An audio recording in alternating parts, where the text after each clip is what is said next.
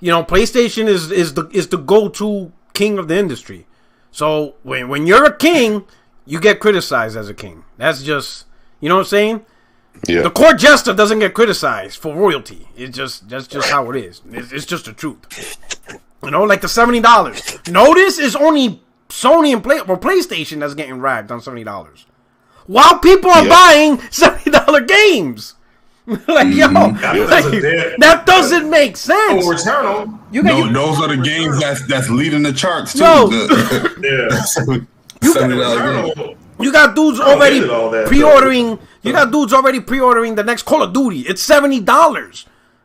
And while they're pre-ordering it, it's like, man, Sony's crazy selling games for $70. Oh yeah, let me get that Call of Duty Super Deluxe Edition for $129. Yeah, I got it. Like what?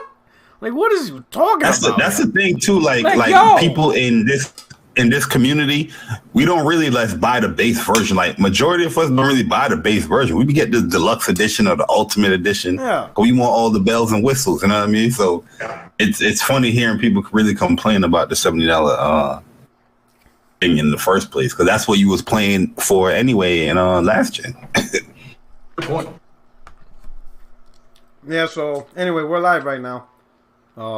We're out here. Oh shit! Oh shit! You know we're about to get it going. Xbox got no games. PlayStation Nation in the house. He was live. My bad, P. Rock.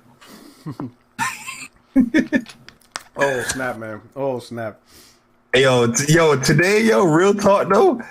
Yo, they been quiet, bro. No, man. There's a lot of good PlayStation info. Ratchet and Clank came out.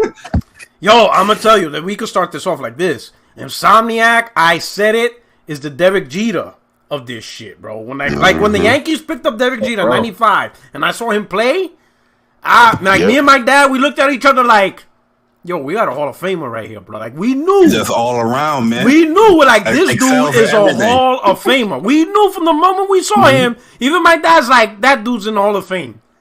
That's Insomniac right now, bro. Insomniac is killing it, bro. So let me put up. Even more so than that, just Sony in general with PlayStation is killing it under every single metrics, man. From finances to the amount of IPs that they're putting together, the amount of games they're dropping. They're dropping 3 exclusive AAA games in one day, right on the doorsteps of E3. I mean, how are you going to compete with that? But with Insomniac in particular, like the reason why I want to focus on Insomniac is because they're actually representing next gen better than anybody else that I could think of right now. They're hitting like all the talk of what we expect for performance, fucking machine learning, all this crazy shit. Like let's be honest, 90% of the shit we've been talking about, we really don't know what the hell they mean or what they do. P-Rock. Like, yo, I'll take you one higher, bro. Yo, what's up? They are excelling on what we was expecting for next gen. I'll be honest. Remember when we talking about ray tracing? Everybody talking about, oh, you gonna get down frames. Yeah. You can't get no ray tracing with 60 frames. Yo, yeah. Sonic's gonna hold that. But but you know what? I'm gonna be honest. I didn't expect that either. None of us did. Who the hell would think a $399, $499 console would do 60 frames with ray tracing? And not just a little bit. Like, yo, Insomniac's overdoing it with ray tracing. Listen, let me tell you why I'm not shocked. I'm not shocked because I've seen what Sony Studios have been able to do. What they've been able to accomplish with 1.86 T flops. They didn't need fucking 10 T flops, right? They could have did this shit on 5 T flops. So you say PS4 ain't holding back this gen? It could do it. They could have re-released the PS4 and we would have noticed. Facts. But you know what's funny though, J-Dub? They say like even with the ray tracing and it's 1440p dynamic and all that and the graphical detail, it ain't dropping. That's just stable. It's still sitting right there at 4K. And we're talking in fact specifically. And wait, shout out to Optimus Code. He said Optimus Code Gaming from the inside out. Thank you for the super chat. He says appreciate your service, Rock. You are welcome. It's people. Oh, he should be in here. Oh, he's about to join in soon. Really? Oh yeah, he is in here. Yeah, that's what I'm talking about. That's what I'm talking about. Because we definitely need his brain. We're gonna need his brain today. Because there's a lot of hieroglyphics. There's a lot of hieroglyphics going on here. We're gonna need some interpretation in here, right? Well, did nobody listen to Mark Cerny? Nope. I mean, but here's all right. Craig. Okay. They listen to Jason Ronald instead of Mark Cerny. That's their problem. I mean, but here's the thing with Mark Cerny is, I kind of fell asleep. It's like a collegiate lecture. It's like you just watch it and he's talking. You're like, yeah, whatever. You don't care. Yeah. And you're like this. You're like. It's manual. You're like God damn, bro. They need a dude that give some pizzazz. They need hip hop gamer to do these lectures. Like hip hop gamer, you need to memorize this speech. He goes, got it, dog. He's like, yo, let me tell you what we're gonna do and what we design. Like holy cow, that yo. I tried to watch it again, I couldn't. I'm like, yo, this is rough. He's just a rough. He's a very rough speaker. He's over D-badge. Well, he's an engineer and he's a developer. He's all of that. So that's why. He's vote for D-badge to talk about it. But this with Ratchet and Clank, honestly, it came at a good opportune time, right? Because lately you've seen a huge movement of exclusives don't matter. Like people say, I have downright people telling me that they're glad Xbox doesn't have exclusives right now. Like weird, or exclusives don't matter to gaming and stuff like that, right? And here you are. Let me show this image. Thankfully, give me one moment. You have Digital Foundry, just with the review they're talking about with the part on PS5. This is why we need next gen exclusives. Right? They just wrote an article in here. And they're talking about quickly, what the game is doing and stuff like that. And one big standout out here is in the state, and I'll read this paragraph. It says, but returning to the core subject, it is the SSD that is the game changer for PS5. And the Rift mechanic baked into the gameplay. The most basic Rift type appears during many combat sequences. Target the Rift and you immediately pull yourself to another section of the map. The Rift object itself is pulled towards the player, and at a certain point it snaps over to the new location. However, there are other places where portals lead to completely different areas. In this case, the game is rendering two unique viewpoints, and both are full-featured, motion blur, anti-aliasing, volumetric, shadow, etc. are all rendered correctly in the two viewpoints, enabling seamless transition between areas. You can walk between these two areas seamlessly. This same dual viewport technique is used to allow true Star Wars style cross wipes in real-time cutscenes. It may seem simple, but in this case, during the wipe effect, each viewpoint is being rendered at full rate and quality in real time. So, Optimus, we're going to need your help here.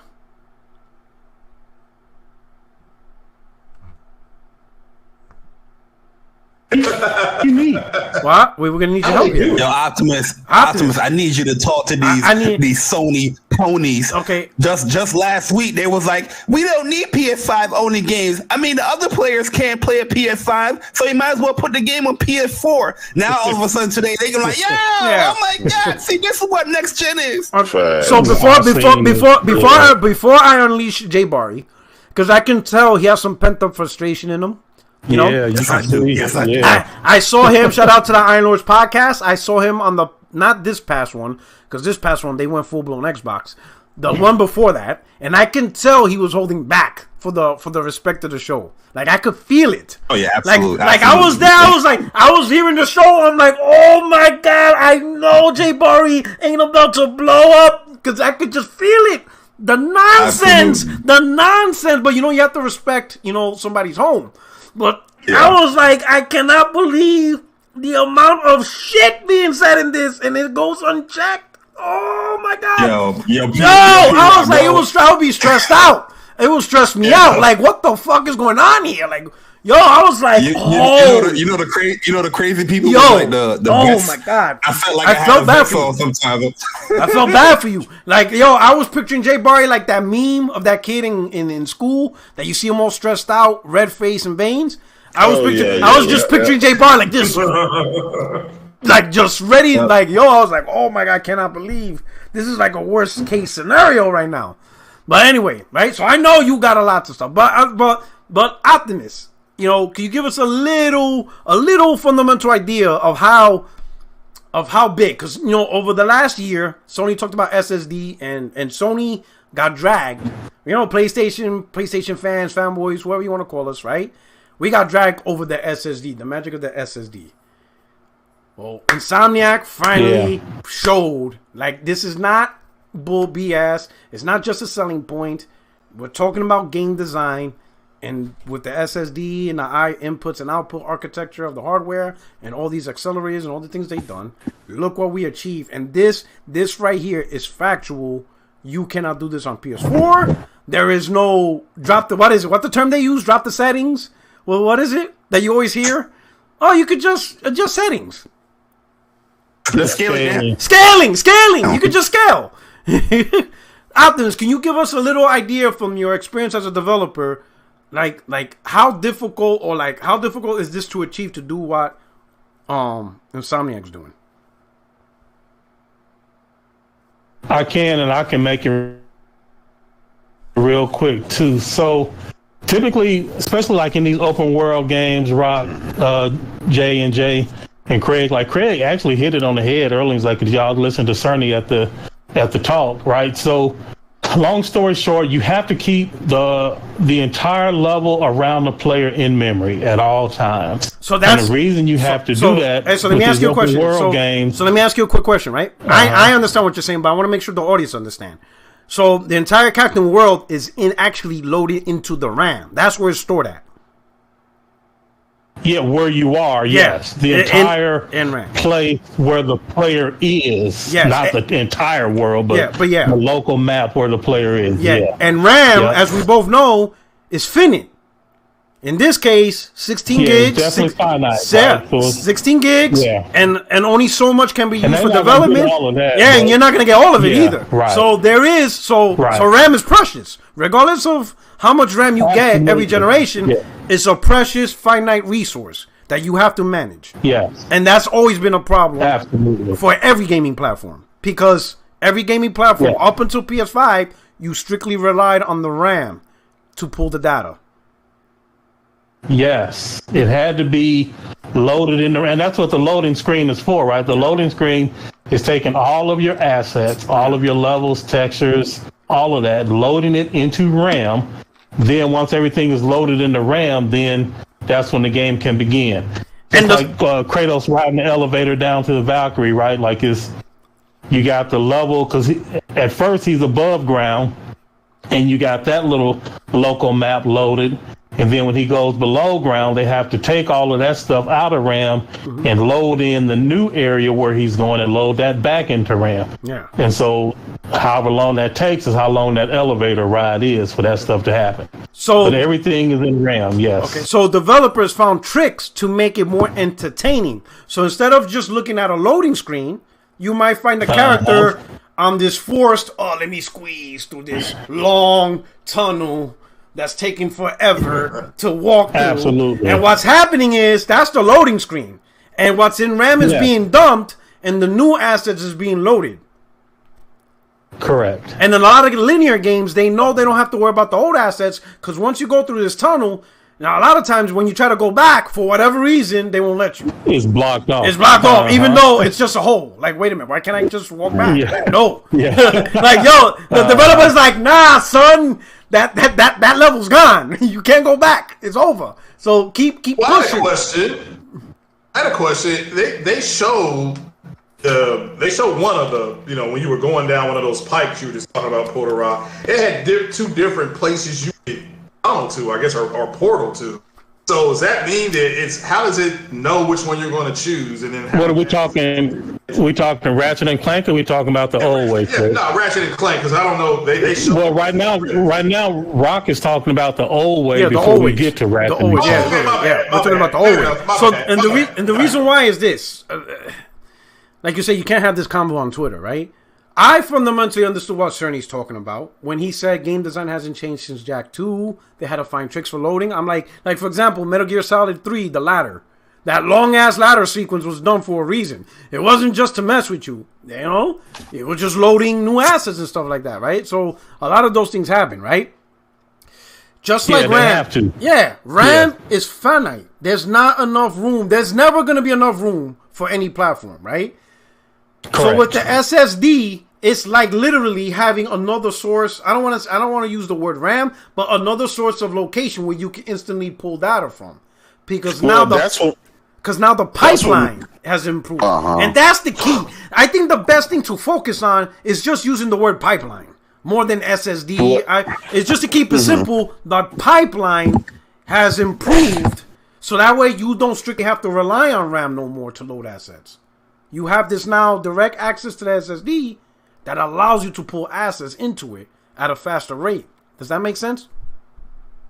Yeah, it does make sense. Yeah. Let me trying to say before I jump in. Yeah. So let me hit a super chat. CB3.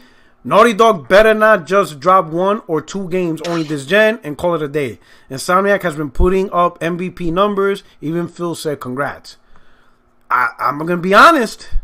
I'm going to feel some type of way if these other developers only make 1 or 2 games this whole gen. Because I guarantee Insomniac's not going to stop. They're not stopping. I'm going to feel some type of way if Insomniac gives us 5 or 6 games and Naughty Dog only gives us 2. I'm going to be like, wait a minute. Insomniac is a different beast. But like the scale and detail that Naughty Dog put in their games, you can see. I'm just saying. Are you saying Insomniac's like that dude on TikTok who cracks eggs with his biceps? I'm built different. So Insomniac out here cracking eggs, they be like, I'm built different. That's it? Yeah, they built different, bro. They out here cracking eggs with their biceps?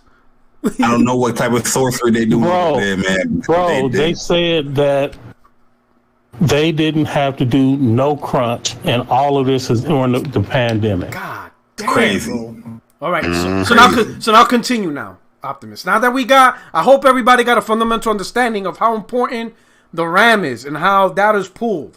That's fundamental to the conversation. It's even more than that, Rock, because like the camera only draws what's in front of you, right? Like everything that's behind you, you don't see it. Yes. And because it's an interactive game, the player can turn around at any point. So even though they're not rendering the stuff that's behind you, they have to keep all of those assets for what's behind you in RAM anyway, because at any given moment you can turn around and like you can go wherever you want to go, right? And they don't control where you go, so they have to be prepared to have the game world ready for wherever you go, whenever you go there.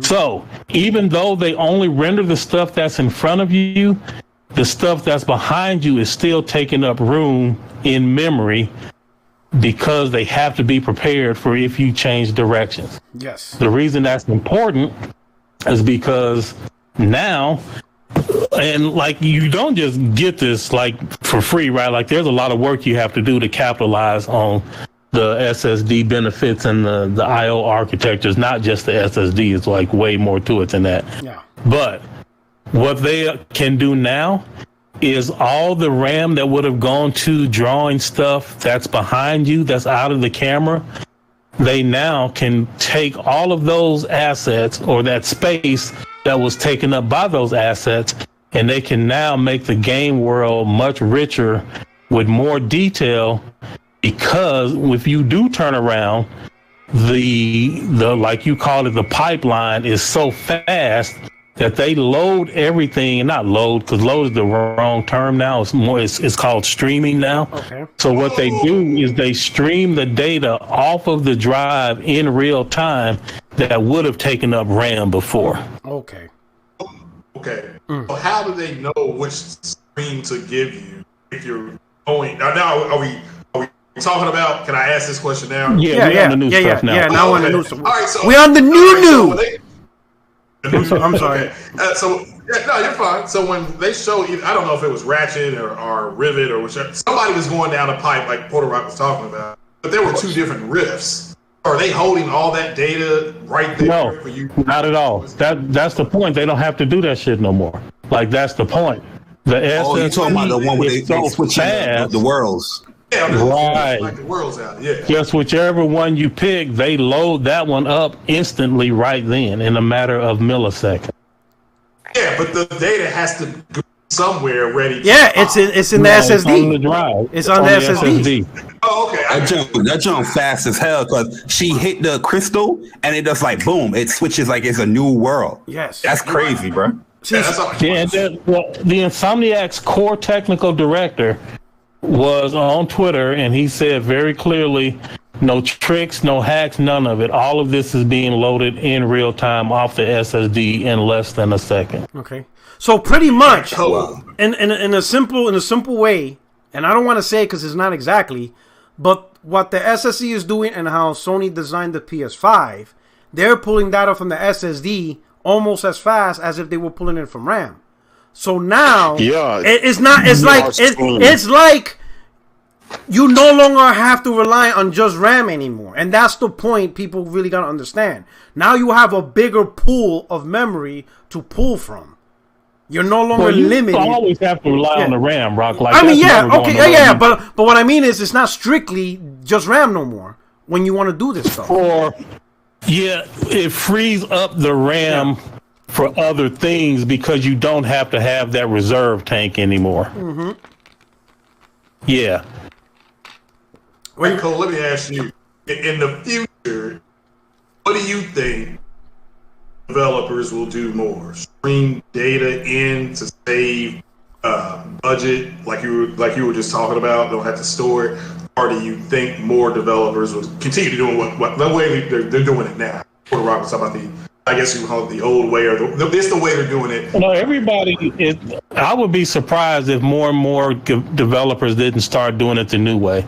Like it's common sense because it frees up so much more that you can do with the actual game world without having half of your RAM reserved for stuff that's not even on screen. Okay, all right. I'm gonna say this, and I said this before. And I'm not talking about smart shift or, variable, CPU, whatever. But in particular to the SSD and the I/O hardware, the architecture that they designed, I said this is going to be adopted. This is going to be the standard. When people see when everybody sees what PlayStation did, your next Xbox for next gen is going to do the same thing. And then Xbox is going to love it. I guarantee it. Microsoft is not going to create another Xbox in the future, the next generation Xbox, and not do what Sony did right now. They're going to do it, and they're going to take it to the next level. And so I'm sure Sony's going to take it to the next level. Because this is huge. Yeah, it's actually crazy when you're listening to, like, I'm listening to y'all, but I'm also, like, visualizing. I'm like, yo, that joint is kind of crazy, dog. Like, I'm thinking about the I think Jabari, when she hit that purple or pink crystal, I can't, because I was at work trying to look at it. And, it was instant. It wasn't like it had to like spin or go to a different thing or like a cut scene. It just did it. And they had the Digital Foundry video I'm watching. Like Porter Rock, he read off the same thing. Like it's two worlds, and he's walking back and forth between the rift, and it's just like, yo, you don't see like a little hitch. You don't see like a loaded. You don't see none of that. It's just like boom. It's just right there. And it's not like these worlds aren't detailed. They're very detailed. There's things going on in the background. There's all this stuff going around. I was like, damn, that's hella impressive, dog. I'm legit.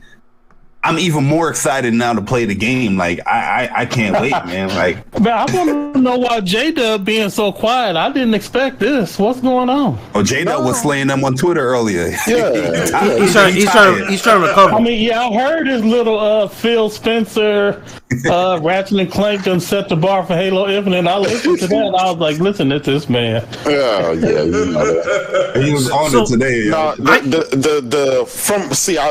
I know Mark Cerny, right? I know to a lot of people he's boring, and it's just the way he carry on. That's how he do it.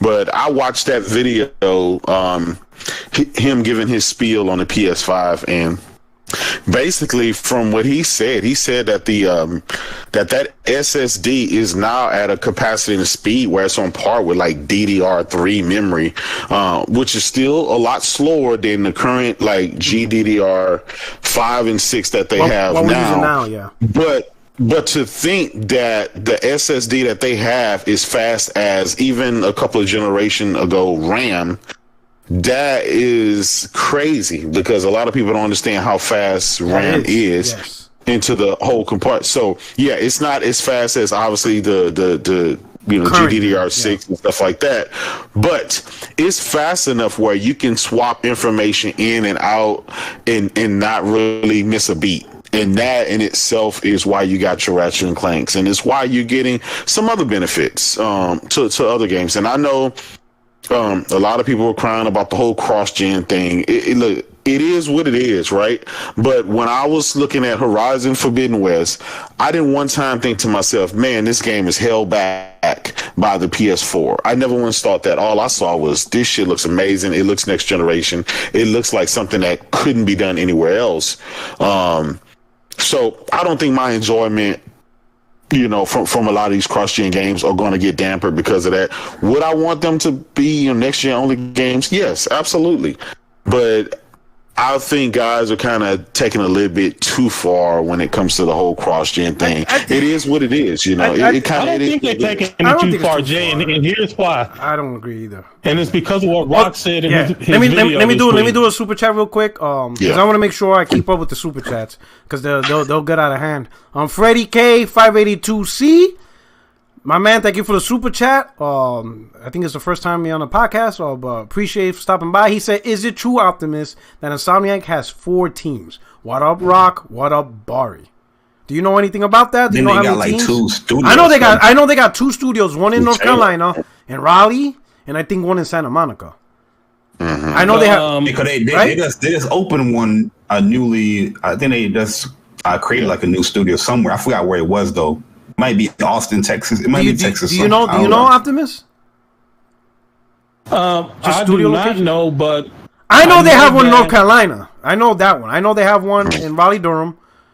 There's a studio in North Carolina, and I think there's a studio in Santa Monica, California. Yeah, I don't know, Rock. But I like this whole idea of teams. Yeah. Like how many different teams that they have. That might be a little outdated these days. I guess it's safe to say that much. So it's not really about teams. Maybe they work with certain groups now, and it's not necessarily about teams, but it's more about people being grouped by job function. Mm-hmm. Okay. And so maybe it works more like that. Okay. It's 2 locations, guys. Okay. It's 2 studios. One in Burbank, California, and the other one in Raleigh, Durham, North Carolina. Yeah. Raleigh, Durham was 2 hours away. So I actually drove by their headquarters. I was like, oh shit, that's Insomniac. My wife's like, who? I'm like, never mind. I'm like, don't worry about it. I'm like, don't worry about it. But the thing is, I was like so happy. I was like, oh shit, it's Insomniac. And she's looking at me like, oh? And I'm like, never mind, dear. She's like, nerd. She's like, you're a weirdo. I'm like, what? I'm like, oh, like she don't understand. So check this out. Insomniac. So Jay, real quick, let me tell you real quick, Jay, why I think the cross-gen thing is a big deal, and it's because of what Rock said on his video. Mm-hmm. And however you feel about the actual quality of the game being cross-gen, that's one thing. Yeah. I don't think that's the part that's important. The part I think that's important is the messaging and the conversation from PlayStation leadership, specifically Jim Ryan. Yes, and Rock made a comment that I agree with 100%, which is the PlayStation gamers cannot start treating Jim Ryan the way Xbox dudes treat Phil Spencer. Absolutely. He's not a legend. I like Jay Barry's mindset. He's just a regular dude, man, just like everybody else. Hold on, but Cole, here's the thing. Let me do a super chat real quick. Let me do a super chat. Miss Bossy 101. She's doing boss things. She says Ratchet and Clank looks beautiful. Best looking game ever in 2021. What up, Jay Bari? What up, Puerto Rock? The takeover is here. All right, go ahead. Hold up. Wait, hold up. Right now, I'm sensing something. So we gotta warn the chat. We gotta warn the chat on what's about to happen. You know what I'm saying? Everybody, we got, hey, J-Dub's about to go off. So hey, put on your nuclear suits. You've been warned. All right, get in the bunkers. Grab your gas mask. You know what I'm saying? It's about to go down. Warning. Go ahead, J-Dub. Go ahead. Right. Welcome to the meltdown. I thought you were supposed to play the alarm. What happened? I did. He played the thing. He played it. I did. Oh, okay.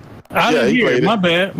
Yeah. Okay, here we go. So welcome to the meltdown, folks. Here you go. So when it comes to that, here's the thing. Yes. Xbox dudes treat Phil. We know how they treat Phil Spencer. They love him like God Almighty. PlayStation gamers have never did that to any of those guys. That we don't care about those executives. PlayStation guys care about the games. The games, the studios and the games are what's precious to us, right? That's what we care about. So this is why we'll tout our exclusives to the end of the world. We'll tout those first party games to the end of the world. Whereas the Xbox fan base, that is Phil Spencer. They'll throw anybody under the bus for him. They don't care who it is, but they protect him at all costs. So it's two fundamental different philosophies when it comes to gaming with Xbox fan base and PlayStation fan base. Y'all saw a couple of weeks ago, probably a couple of months ago too. Dude's ready to throw Jim Ryan under the bus at any turn. Anytime he sneezes or look wrong, they ready to get rid of his ass, right? That's Jay Bari. Jay Bari got a wait and see approach. He's like, you could get to keep your job on you're on a probationary basis. I've been defending Jim for the last week. PlayStation people been attacking me. I decided to keep it a buck. Like people saying like the whole he's lying and all that stuff. But I'm like, you but he lied though. The whole article. He lied though. No. Here's the thing, bro.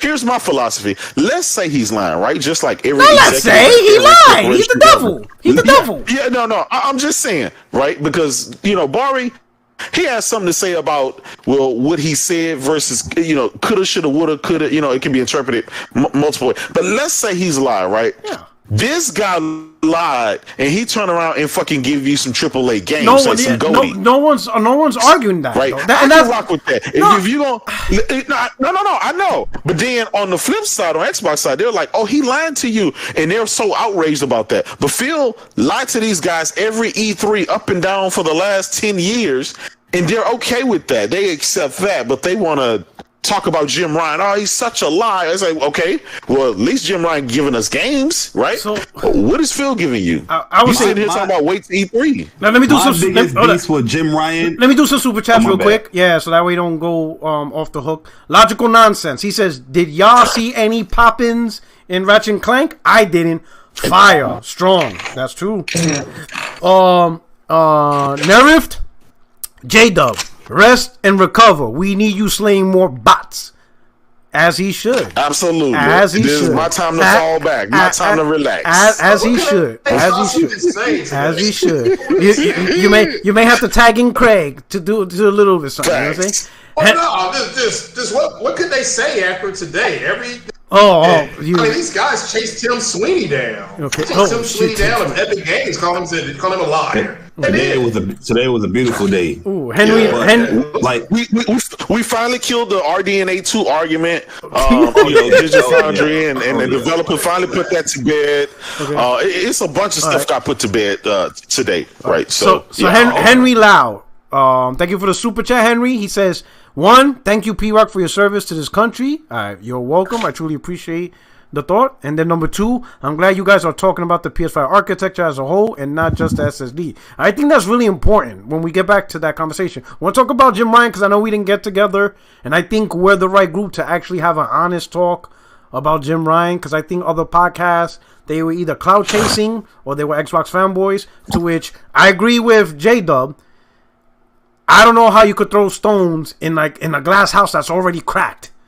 Like, yo, it just bugged me out. Yo, you know what I'm saying? Shout out to the Ruhan. Thank you for the super. He says, "What's good, P-Rock and panel?" So I completely agree with J-Dub in the sense that I don't know how you even think of criticizing Jim Ryan when Phil Spencer has been lying to you for years. Like, years. People are even documenting it. They're showing every single thing he lied about. This guy promised you VR. The man said he was more excited about the games he didn't even get to show you yet. And then 2 years later, we still didn't get anything. Like, yo, like Phil Spencer lied so much that it's just like I don't know. I don't even know how to call it. Is it even lying anymore? Or is he expected to just make up shit at this point, right? So I get J-Dub's thing. But my point is what I agree with Optimus. We cannot hold Jim Ryan, and I try to say this in the video, and I said this multiple times. Criticizing Jim Ryan is not criticizing the PS5. Do not link the two. Don't link the two. PS5 is fine. It's doing phenomenal. But what Jim Ryan did was shady, right? And what he did was very shady. And the reason why you want to call him out as much as possible, because if you give that dude an inch, he's going to continue to do it. And one day, he's going to do it in a way that will personally piss you off. But at that point, it's too late. Because you can't be like, oh, now you don't like Jim Ryan. Because he lied to you on a topic that you now personally care for. It doesn't work that way. If you want to make sure Jim Ryan doesn't oversteps his boundaries, you got to call him out when it's a clear thing. And the reason why I said he lied is because if he would have said, we believe in generations, let's say back in January, when they unveiled the PS5 symbol, you know, nobody talked to Phil Spencer about generations. Phil Spencer never mentioned that the next 2-3 years will be cross-gen. Nothing Phil Spencer. If Jim Ryan would have started out on his own and said, hey, we believe in generations through the controller, through the haptic feedback, yada, yada, yada, I don't think this would have been a problem because there will be no association to Xbox. But the problem is Jim Ryan said this and he started talking about all this stuff out of the blue. And it just coincidentally happened immediately after Phil Spencer got ragged on for admitting and telling everybody up front, yeah, you're not going to see next generation exclusives for about 2-3 years. You're going to see a lot of cross-gen titles from our first party between Xbox One and Xbox Series X. And he got rocked. Like, oh, man, I'm buying a $500 Series X, RDNA 2, and you're telling me it's stuck Xbox One? So even a lot of Xbox dudes ragged on him. You have PlayStation Nation all over him instantly. And then when Jim Ryan mentioned we believe in generations, oh, for what was that? It just compounded. It wasn't an accident or coincidence. Jim Ryan did that by design. Now, I kind of knew, we talked about this earlier, I kind of knew God of War was going to be cross-gen because it was coming out too fast. The game launched in 2018, and they expected or they advertised 2021. I'm like 3 years. I kind of knew that, but even you, J-Dub, you expected Gran Turismo 7 as a next-gen only title. He took that away. He took that away from you. Absolutely. And besides that one interview, he said in a different interview that he is not interested in games that are for the PS5 to have a PS4 version. So you can make the argument, all right, God of War and Horizon was always meant to PS4, so those count because those were never really meant to PS5 only. Okay, fine. If people want to use that as the fine print, if we're gonna fine print, I don't think that's fine print. I think that makes good sense. Yeah, but I'm saying if you want to use that as a defense, cool. Then someone explain to me GT7 because that was a bona fide next gen game. Yeah. And now it got pulled back. That was a dumb. So he lied. You see what I'm saying? Yeah. And that's all I'm saying. Well, that's not taken away from these bangers, because we got bangers, dog. Yeah. And then in the end, that's all that matters. But if we're going to do podcasts and we're going to talk to people, we got to be honest when it's time to be honest. Yeah. Well, listen, I kind of slacked up on swinging at Jim Ryan a little bit because I understood his gangster at the time. Because if you think about what this man did, this man let Phil Spencer take all the smoke for a whole year. I agree. And Jim Ryan said, by the time these motherfuckers find out these games going to be cross-gen, we're already in the lead. They're already on our We sold 8 We million. already dropping games. I got Returnal. It'll be easier for them to forget about it. And guess what? I completely agree. I completely agree. Jim Ryan said that shit one day, right? He did it one day, and the very next day he dropped that fucking Horizon Forbidden West. Like Sony is bro. They are the kings of fucking PR. I give you that. PR people are. I give you that. They're fucking gods. Jim. I'll give you that. They know how to clean up their mess big time. I'll give you that. Just Phil Spencer, a state of play on your ass. Yo, Phil Spencer lies, but he's dumb about it. Jim Ryan lies, but he knows that. It's like a person commits crime. You got the idiot who robs grocery stores with no mask in front of a camera, and then you got the dude who robbed banks, and he has this slick system of how to rob a bank. It's like the movie. What is it? Inside Man. Like the bank got robbed, yet nothing was stolen. And everybody's like, there was a whole robbery and a whole hostage situation, and at the end of the day, no one's hurt, no one died, and nothing's stolen. What the fuck happened? That's Jim Ryan. Jim Ryan's that dude. Exactly. He could rob a bank, and you don't even realize what's stolen. Listen, here's the thing about it, right?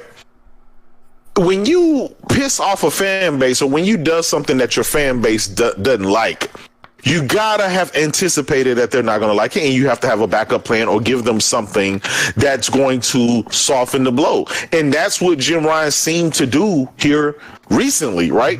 He'll fucking come out and say, well, this game is going to PC, and be like, start this uproar. Hey, by the way, here's a sequel to this, or here's this, or take this state of play, or my man got distractions. He got distractions. I can get behind that. I can get behind that. That's better than nothing. You know what I'm saying? Yeah. Facts. Listen. Thursday, he's dropping 3 AAA games, exclusives for PlayStation, right? 3 games: Guilty Gear Strive, Ratchet and Clank, and Final Fantasy VII Integrate. Right? Oh, that's right. I forgot about Final Fantasy. 3 games, right before E3. And guess what? On the 10th, isn't that when that summer games week with Jeff Keighley? Isn't that what it is? Yeah.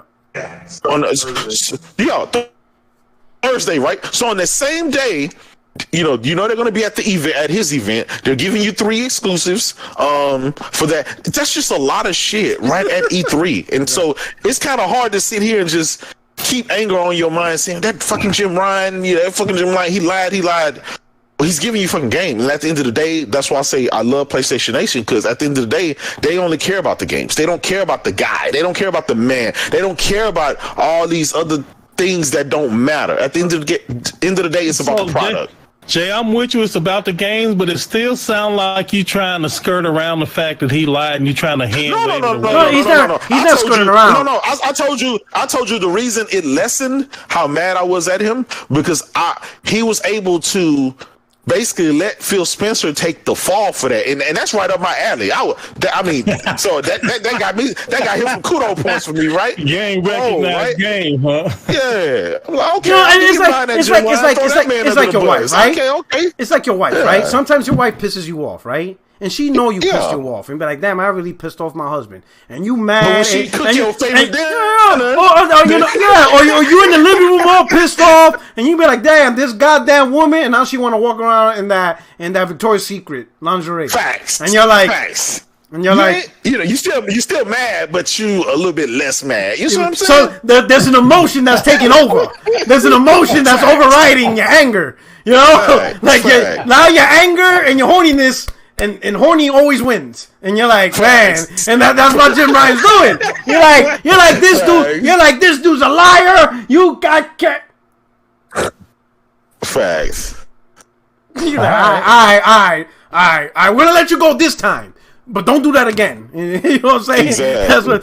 Shout out to Nerif again. Thank you for the super chat. Bots cannot be reasoned with. Laugh out loud. The RDNA mess got settled when the actual leader of AMD said PS5 is RDNA 2, laugh out loud, and even then, bots said she is a liar. I told you want to go after her. I warned everybody. ZB3. Okay, ZB3, thank you for the super chat. You can't call out Jim Ryan. He has no Twitter. My man is slick. He's like, no, I think he does. He's one of them sock accounts with no avatars. He's in there with us. I think he's Danny Stab out there and stuff like that. Right? You know what I'm talking about? I think that's him. I think that's Jim Ryan, whatever. Yeah, I know exactly who you're talking about. Yeah. Okay, so now, hey, all right, so we got that off our chest, right? Does anybody want to say their piece? I know there's Jay Barry, Craig. Do you want to say your piece about Jim Ryan before we leave the meltdown? I don't think he lost. I think everybody has a plan until they get hit in circumstances. And their plan, I mean, to me, the last time I looked, Destruction All-Stars is PS5. They launched with something called Demon Souls, which is only on PS5. Returnal is only on PS5. This is the last time I looked. And Ratchet and Clank is only on PS5. So God of War. I mean, Godfall. Godfall again only on PS5. That loop. So again, Tokyo Ghost Smart. Yeah. Yeah. So it's just they like any other company, and people here actually are high up. And J-Dub, you're an executive. I mean, there's a plan, and then but if shit hits the fan, the great companies pivot to what they got to do. A lot of movie theaters started to shut down, so Warner Brothers and a couple companies did day and date. He said, "Great companies pivot." Premiere pay-per-view. Yeah, they will pivot. Yeah. No, you know why? You know why I'm laughing? Totally. The reason why I'm laughing is because he said the word pivot. The reason why that shit's now it's in my head. I can't get it out. Me and my wife, we were watching a couple of episodes of Friends, and there was one episode where they were trying to bring up a couch, and Ross. I mean, it was like a 10-minute scene, but the only thing he said was the word pivot, and it pissed off everybody because he kept saying pivot. Pivot! Yeah. Now that shit's in my head. Pivot! I'm like, yo, literally this whole scene is just him saying pivot. And the other dude just came out, shut up! Shut up! Shut up! Anyway, I'm sorry. That shit's in my head now. When Craig said pivot, so now I got Jim Ryan. Pivot! Gran Turismo 7. Pivot! Facts. Porter Rock, you're serving the country. The Marines motto is adapt and overcome. Pivot, nigga. Pivot. Yeah, but we don't advertise our battle plan to the public either. We keep that shit internal. Fair enough. Fair enough. But at the end of the day, you great company. Always trying to get into some business, and they went to cell phones. Yeah, I would just say this: Jim Ryan, he lied, but Jim Ryan just needs to be smart about his messaging. That's it. And you know what's the crazy part? He didn't need to do that. He didn't need to go that hard. And I agree with J-Dub. He just went Frank White. He went Frank Lucas. He just gangster. Yeah. That's really what it is. Yeah. Because when you think of he knew what he was doing. He allowed Phil to take all that smoke for pretty much a whole year. and I'm gonna be honest, I would have did the exact same thing. That's why I said, you know what, I can't really be that was a good troll. But from a consumer perspective, he shouldn't have done that to us as a PlayStation, especially when he didn't need to. He could have just came out, hey, we're gonna have next gen only exclusives, but keep in mind there will be cross-gen games due to the business. Also, we want to support, and he did say he wants to support the PS4, whatever. He goes, we believe in generations, so we will make effort to get, where it makes sense, as much, PS5 only content as possible. We will provide that, but it's not going to be everything, So we do have levels to this, and then he could have said, as the generation goes forward, you will see more and more PS5 only games, and and I don't think it would have been that big of a deal. Shout out to Gaming Forte. Yeah. He says, all executive lie. That's nothing new. Excited to see what Xbox has to show. Shout out to Code and Jay Barry. We already know J-Dub has a concussion. Oh, snap. Oh, man. Concussion? What happened? Oh, shit. Who knocked me out? Oh, shit. Who knocked me out? He says you're like Jake Logan. Oh, what was his? That's his name? Oh, shit. Jake Paul? Oh, Logan Paul. What the fuck is Logan Paul? Logan Paul. Hey, this man said Jake Logan. Jake Logan. Who knocked the almighty J-Dub out? Oh, okay. Ain't nobody. He got too much games to hold you up. Facts. All right. So, Jay Barry, you got anything left on the topic before we leave the meltdown? That's basically, he's still on probation. Nah, he's still on probation, but where I was coming at Jim is most likely because of the things that I was hearing. Like the things I was getting upset with is like, we have credible reporters reporting what's going down in PlayStation. I'm like, what the fuck is going on? This doesn't sound like PlayStation at all. You know what I mean? Yeah. Like, you see the news and all the stuff of like Japan studios and head people leaving, and I'm just like, yo, what is the hell is going on? Then the PC move and how he's talking about there's no adverse reaction. I'm like, excuse me? He's like, excuse me? You know what I mean? I know you heard me, bitch. Exactly. But yo, I've been going back and I've been watching and reading a lot of the things like the interviews that Jim Ryan been doing, and like I know it's the cool thing to be like, yo, Jim Ryan and Jim Ryan lied, but really and truly, I wouldn't say he lied. I would say that he wasn't as specific in what he gave his when he gave his interview, because in the same article that people he didn't lie, he just didn't tell the whole truth. Yeah, the same article that people are. That is a lie. Not telling the whole truth is a lie. No. But that's what Porterat said. That's not what I said. Oh, okay. That the same article that people are quoting, that we believe in generations. The next paragraph beneath it, he was talking all about the PS4 and how he's going to be supporting it. Oh yeah. Like, do I agree with what he's doing as far as like putting these games cross-gen? And I understand the business side of things, but as a selfish gamer, I don't give a fuck about somebody that still had the PS4, they can't get a PS5. That's you. You know what I mean? I got a PS5. That's a you problem. Yeah. All right, well, I got a slight issue with what you just said, J Bar. Not the overall thing, what you said. I think that's great. That all makes sense. But and please correct me if I'm wrong, but you made the statement that you think people was wrong for complaining. Uh-oh. And when we tried to tell you that, you had a fit. Oh, we're about to go back. Who? No. I didn't have an issue with like complaining.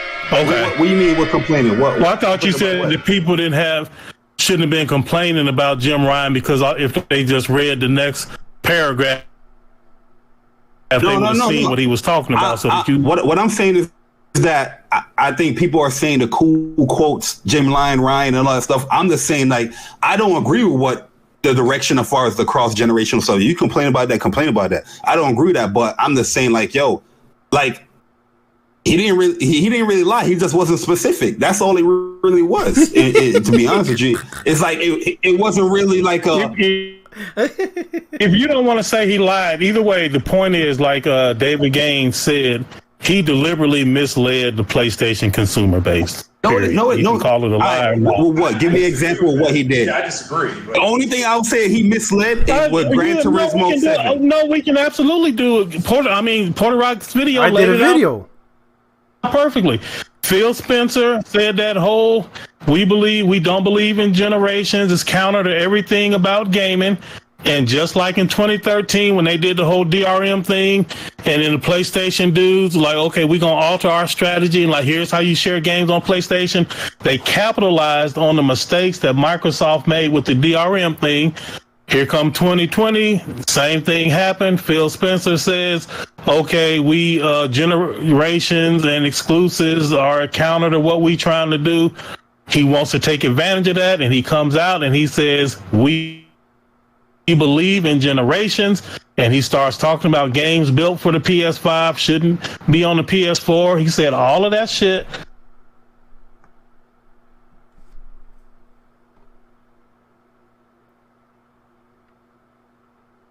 Said let Phil take the heat for the whole year, and then he gonna come out and be like, okay, here's what it really is. And do what Phil does. Games to show you.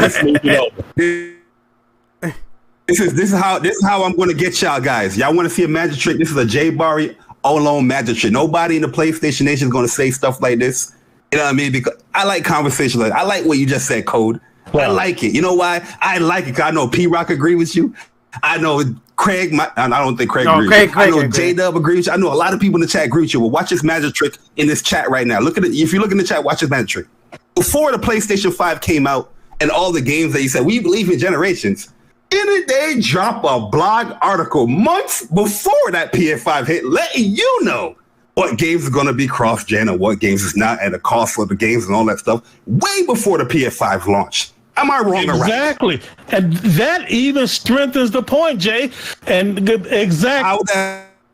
Because if Phil hasn't said, No, he did. I said he misled. No, if Phil had not have made those statements, Jim Ryan would not have come out with that whole "we believe in generations" and games built for the PS5 shouldn't be built on the PS4. Yeah. He wouldn't have said none of that stuff if Phil hadn't have said what he said. You're right. He would have stuck to the article that they posted, and it would have went just like that. They do believe in generations, but that ain't the point. The point is he deliberately tried to mislead people because those statements weren't made in a vacuum. Those statements were made in direct response to Phil Spencer, and he knew the way people would take it, and that's exactly what he wanted to have. No, I agree that he responded with Phil Spencer stuff like to capitalize on it, but this is why I'm saying it's not a lie. I'm just saying that he wasn't specific on what he said, because if you really look at what he's saying, we believe in generations. No, I would disagree. Showing you that. I would disagree with that because he said an article. He also said that he's not interested when it comes to PS5 games. He is not interested in PS4 versions, and just like Craig said, he pivot, and now GT7 is a PS4 game. Now I get the whole. GT7. I'm with you. 100%. I get business is business. You know, Corona pandemic. I got it. He made a decision that's best for the company. I'm not gonna knock him for that. But from the consumer, you told me you're not interested in PS5 games. So yeah, you could argue to me, Podrock, how do you know God of War was a PS5 game? I'm like, you know what? You're right. So that's my fault for assuming God of War, which I didn't never assume. I always said I think God of War is a cross-gen game, just given how fast it's coming out. So I wasn't really shocked on that one. That wasn't shocking news. God of War is cross-gen. I wasn't shocked about that one. But GT7 is a shocker. It's even a shocker to me now because I'm still trying to wrap my head. GT7 is a complete lie because that game was marketed only for the PlayStation 5. That's what I'm saying. Now they went ahead and changed that. Yeah, but I'm saying they had 2 shows last year, P-Rock, and the second show, which was like a month between each of the show, the second show they came out with that blog article letting everybody know what's the deal and what is going down. Yeah, so they didn't say specifically that God of War was going to be cross-gen. They didn't say anything. A lot of people assumed that it would be because it made sense, but at the end of the day, J-Barry, Jim Ryan deliberately misled people into thinking that there would be clear generational differences between the PS4 to PS5, and that he was focused on more PS5 games, not PS4 versions of those games. And now we finding out that is not quite true. Like I'm going back and forth with you guys, but I'm with you. I'm with you guys as far as like I don't agree with, especially when it comes to PlayStation Studios doing all this talking about shit. This is like we just talking about what he said to mislead people. We're just talking about him. We're just talking about him. I don't think personally he. But people can be misled if they didn't really thoroughly read through or do anything. If they just going off of so now you sound like Apple. Like, well, if we put it in this fine print, like these 4,000 pages of tiny print, you didn't read it. So it's really I'm just saying this. I'm just saying this. I think we can agree. I think we can agree. He made all these comments, and let me shout out to Super Chat. Tevin Ruff, thank you for Super Chat. He says, "Stop the corporate damage control. Jim lied. Period." We agree. Now here's the thing, right? And I think for these guys to be a coach of a football team. Here's the thing. Let's get some groundwork. All right. Can we all at least agree that Jim Ryan, We Believe in Generations, was a response? You know, and not a direct response to him, but was in a coordinated effort to take advantage of the backlash Phil Spencer's getting. Yes. Is there anybody who disagrees? Who like no, that completely didn't happen. So we could safely assume. I agree that it was a response, but his statements still hold true, in my opinion. Okay, so now, can we agree that by him making this statement, taking advantage of what Phil Spencer's going through, right, the average consumer can perceive that, hey, since Jim Ryan just came out with this system, that's telling me Jim Ryan's gonna not do what Phil Spencer's doing. The average consumer. Yep. I'm talking about the average consumer. By this happening, oh shit, Phil Spencer's getting his ass kicked. Jim Ryan just said we believe in regeneration. So what that's telling me is Jim Ryan's not going to do what this idiot's doing. Is there anything wrong with that scenario? He lied. Listen. And I think that's what it is. There's no Who cares? Yeah. He lied. We getting the games. We getting the goddamn games. He lied. Lie all you want. Listen.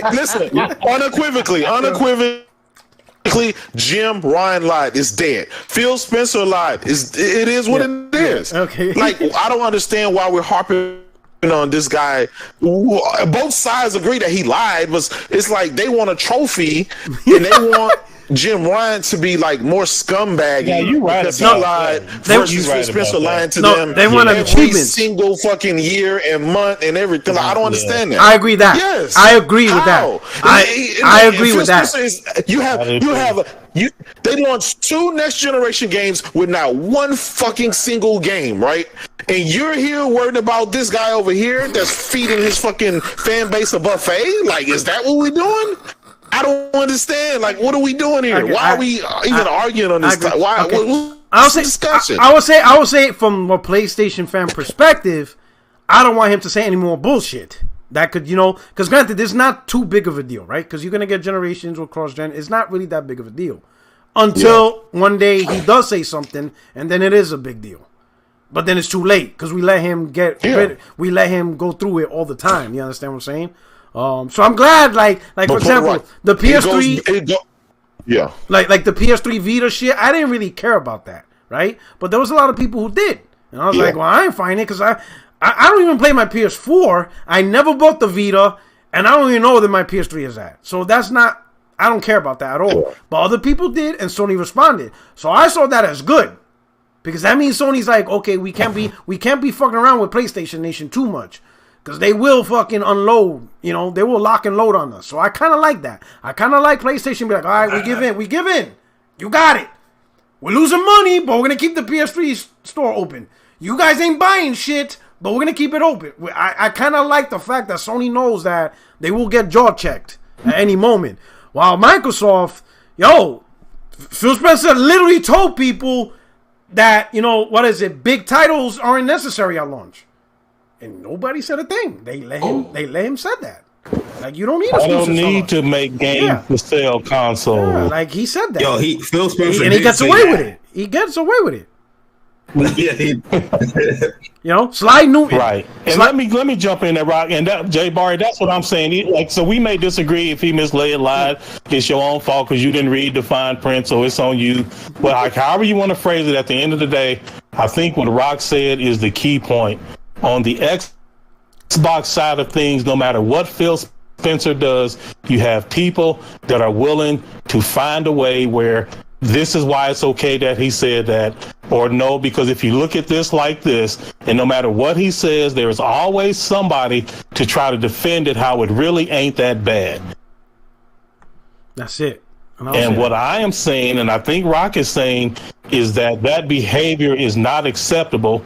And in this situation, we want the community to hold him accountable to the things that he says so that he doesn't become like Phil Spencer and so that the PlayStation community doesn't start treating him like Phil Spencer. I think what J-Dub just said is great.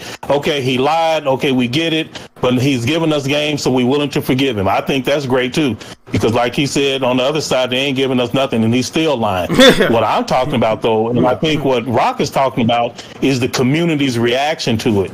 I think the way the PlayStation community is handling it is the best way, because right or wrong, they are standing up for what they believe in and what they think happened, which lets PlayStation leadership know you can't be doing these little tricks and sleight of hand with the PlayStation community, because they are not going to do like these bastards over here and try to pretend it's okay. And that's the part that I think is important. Let me ask you guys this. Facts. Do you like the fact that PlayStation, there's a lot of PlayStation dudes, not Xbox, because Xbox, we ain't going to listen to them, but there's a lot of PlayStation dudes I already said, and Jay Barry was one of them, fire Jim Ryan. Quick. Like, dude hasn't even sat. The seat is still cold. Like, he didn't even get his butt imprint on his chair yet, and the dude's already about to get fired. Do you think that's cool? Do you agree that how do you guys feel of PlayStation Nation being that short tempered? I know I was out of line with that. That means we don't fuck around. That's what I'll be honest, Jay Barry. I don't think you're out of line. I don't think I like that. I don't either. I like that. Let me give you the background. I'm like, but I'm saying I kind of agree with you. Tar and feathered the bastard.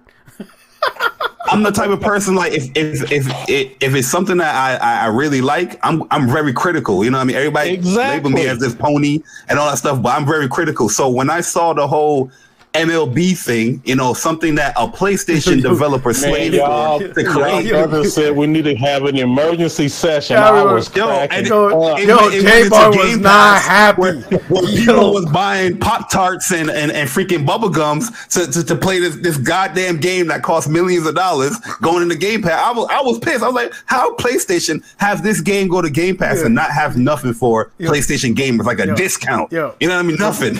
Yeah, I got it. I was pissed. My man was like, yo, fire this guy. He's ruining PlayStation. Get rid of him. Get him out of here. But I like that about PlayStation Nation. Because all of my arguments, I always talk about a brand, how I like the brand to be perceived, how I want the brand to go. If I feel like you're doing something that affects the brand, regardless if I'm wrong or right, that's how I'm going to approach you. You know what I mean? Like, I felt like that was, and that's what you should. And that's why I don't think you was wrong. I think you overreacted, but I don't think you was wrong because, like, you have to speak up like that, and then you have to be man enough, like you did. Like, okay, I see, I could have handled that a little different. I think that's exactly what should happen. Blindly defending these people because you think they is a savior has got to go. Okay. All right. Slide Newton. Thank you. Yo, these guys, they just like Phil Spencer because he jump in a party chat. That's it. Yo, as long as the access. I'm gonna say this. So I was listening to shout out to Iron Lord's podcast. They had their big Xbox, group therapy session. So they were doing the state of Xbox of 2021, right? When I heard Boomstick, he gave his review. He gave his current review. P-Rock. Listen. He gave so far what Xbox been doing a 9.5 out of 10. That's his review. And I'm cool with that. Listen. But the reason being is because he was talking about a particular person and how they interact and how they acknowledge the Xbox community. And because of that, he said, and this is him, they feel like real people. You got this person who's making high six figures, and yet they're so down to earth. He goes, that alone is 9.5. And I'm listening like, I'm like, yo, if this podcast is like this, I'll be like, I don't think I'm going to be able to make it. I'm like, I can't make it. Hey, yo, this dude gave 9.5 because of a person who works for a company. I was like, oh my God. I'm like, yo. These guys' response to, did you see the picture of him in Paris? That's what Xbox is. And I'm just like, 9.5. I'm like, I don't think I'm going to make this episode. This is probably the one episode on those podcasts I won't be able to listen. And they were all like, yeah. I'm like, nobody said, hold on, bro. You giving Xbox a 9.5? Because of someone who works there? Like, really? But I was like, whoa. You know the funny part? Like, I know that's my people. Yo, shout out to them. That part, but not like this. But also, I get positivity. The fact that they have the whole score. Nobody had a score lower than like a 8, bro. Everything was like an 8 out of 10. I was like, yo, listen, I understand you like Xbox. Listen, I get that's supposed to be the celebrating Xbox. I get the episode, right? And I want to listen and learn. And I get you're celebrating, you're excited. It's about E3 episode. But at a certain point, I would even like DM them. I'm like, bro, like, calm down. Like, goddamn. Like, 9.5? And you didn't even mention anything gaming related? Like, I mean, maybe it's not a time for debate, but god damn. Like, whoa. It's not about games to them. It's not about games. It's 9.5 for them. It's because of a person and how they interact on social media. I was like, oh, don't forget Game Pass. It's not about what's in Game Pass. It's just having the service of Game Pass is why Xbox is great. Anyway. Cole thought I was crazy when I keep coming out here with the Game Pass stuff and all that stuff. But now you see the light. I love Game Pass, man. I do, but I think Game Pass is great, Cole. Okay. But you see what I'm talking about. You see the one-sidedness I'm talking about. Let me hit this super. Let me hit this. I gotta. Yeah. Let me hit the super chat. Slide Newton. He says, "I felt they lied at first, but looking back, Jim didn't. Demon Souls, Astro's Playroom, Returnal, Ratchet and Clank aren't going to PS4 generations." All right. Thank you for the super chat, Narrative. Sorry for going off topic, but I have to say, Optimus Code, Kid Smooth, Gospel Meme, and J-Dub Meme of Tim, Post Up, and D-Batch are competing for Meme of the Year. Yo, that video you did of Kid Smooth, I was like, oh, this is greatness right here. Like, yo, I legit watched that like about. No, I think Jay's that picture Jay made with Aaron and Tim. Oh my God, there is some good shit out here. Yo, you know when J-Dub got a good meme where everybody DM you the meme. It's like, yo, look what everybody. I'd be like, yo, I follow J-Dub. I know. Yo, I was like, yo. And then I get a couple of, I get DMs on Optimus stuff. I'm like, I follow him. I know. Yo, it's funny. Man, that junk had me cracking. Server error. Thank you for the super chat. He says, I think they waited until they showed Horizon Forbidden West gameplay, showing cross-gen being not that bad after Craig. Laugh out loud. Yeah, I mean, it is what it is. Forget Me Not. Thank you for the super chat. Forget Me Not said, okay, GT7 was always a PS4 game, I believe. I think. Nah. Well, J-Dub knows more than anybody else. I'll tell you because I remember. Well, let me finish the chat. Go ahead. So he says GT7 was always a PS4 game, I believe. GT6 came out only on PS3, and GT7 development started earlier than God of War Ragnarok. No. So go ahead. You're the racing guy. So answer that one.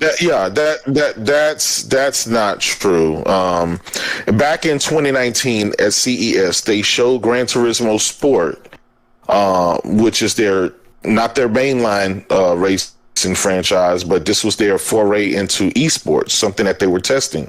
It got very successful. They say they're going to implement Gran Turismo Sport inside of Gran Turismo 7, which will be a full-fledged mainline Gran Turismo game. That's why it's called Gran Turismo 7. Yeah.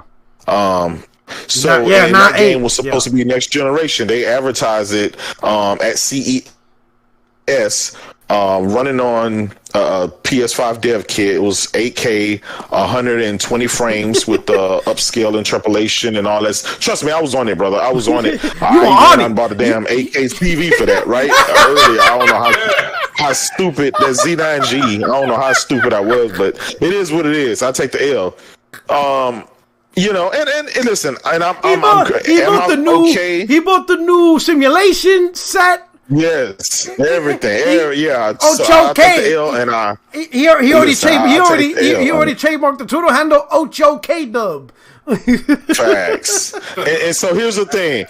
I was kind of worried again. The whole cross-gen thing. Yeah, it did have me worried until I saw Horizon Forbidden West, and that put all my worries to rest.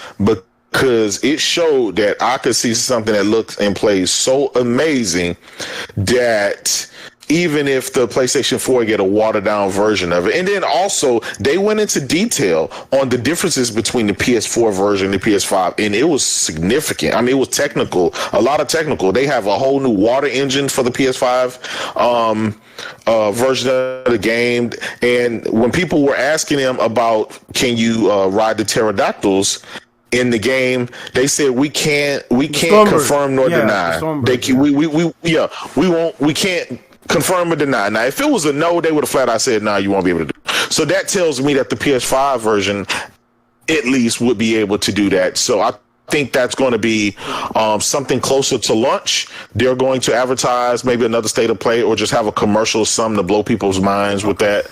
They're holding something back to show, but they went very technical into the differences between it. And it wasn't just a higher resolution and higher frames from what we expect from these third party, right? The third party people, they just give you higher frames or higher resolution, but it's technically the same game. They don't do anything else. But these guys had tangible changes in a lot of this stuff, right? So, different engines for this and all kind of stuff. So that kind of put my mind at rest, where I feel like I got a PlayStation 5. I'm going to be playing the better version of it with all the bells and whistles and other added items that wouldn't be possible on current gen.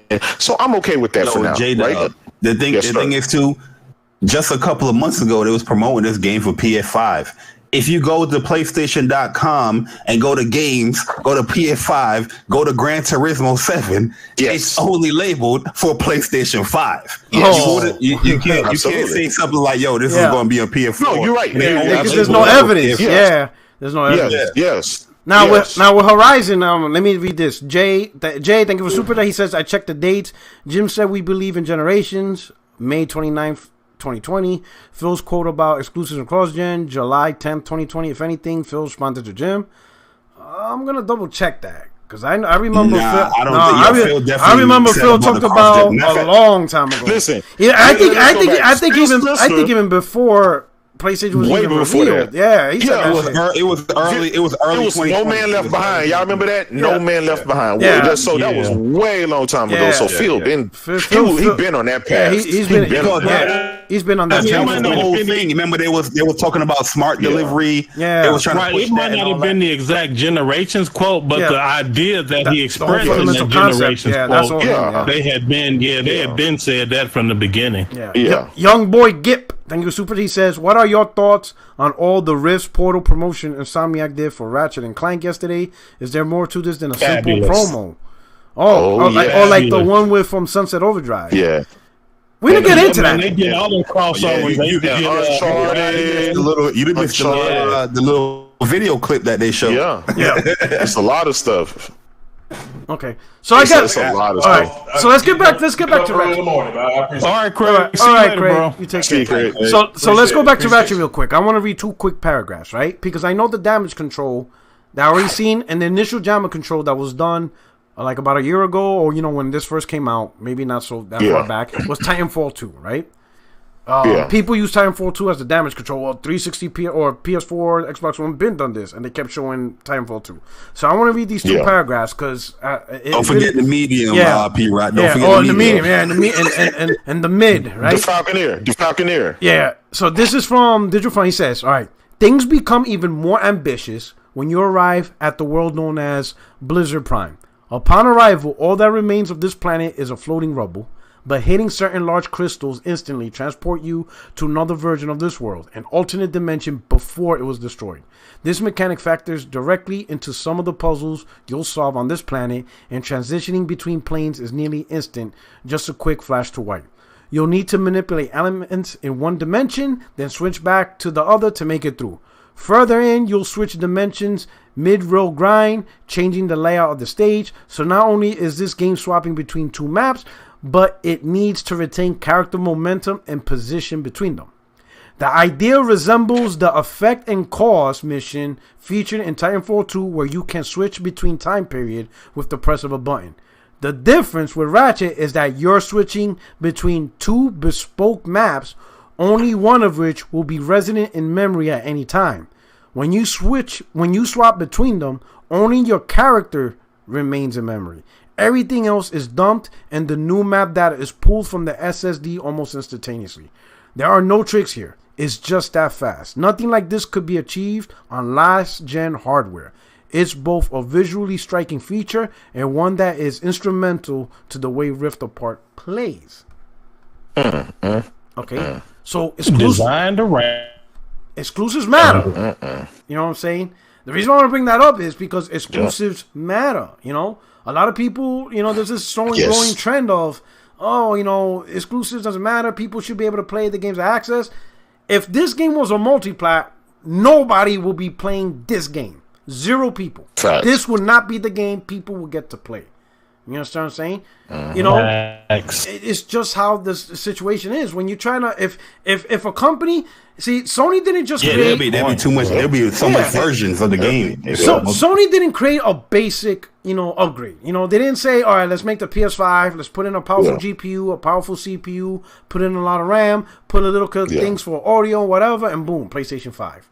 They want their specific vision, which is a little bit different. It's a lot different than what Microsoft and PC is doing. They say, you know what? Let's tailor this thing let's try to do something. Let's try to take gaming development to the next level, right? And you need exclusives for that vision. Because if you tie your console to every other platform, then you're just every other platform. You're cradling down to the lowest link. Yeah. You're cradling, you know?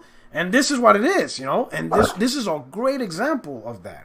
Because they're going to go for feature parity at that point, and so they're not going to be able to utilize all of that stuff because they can't do it on PC and Xbox. Yeah, and it doesn't make financial sense to create two separate, completely different games. Oh, we're going to make a completely different PS4 version and a completely different PS5 version. They would probably get slammed for that. They'd be like, this is not even the same game. You know, people will be like, what the hell are you doing? You know? So exclusives is highly important, all right? Who's not playing this game? Xbox gamers. The crazy thing, what I took from that Digital Foundry thing as well, like they said that the ray tracing is now even more detailed, and the resolution I think is much higher, but it's maintaining all of that detail and quality at 60 frames while doing all these riffs and having all these reflections and lighting and all that stuff, and it's maintained throughout the whole game. Like they even, to your point, they even zoomed in on.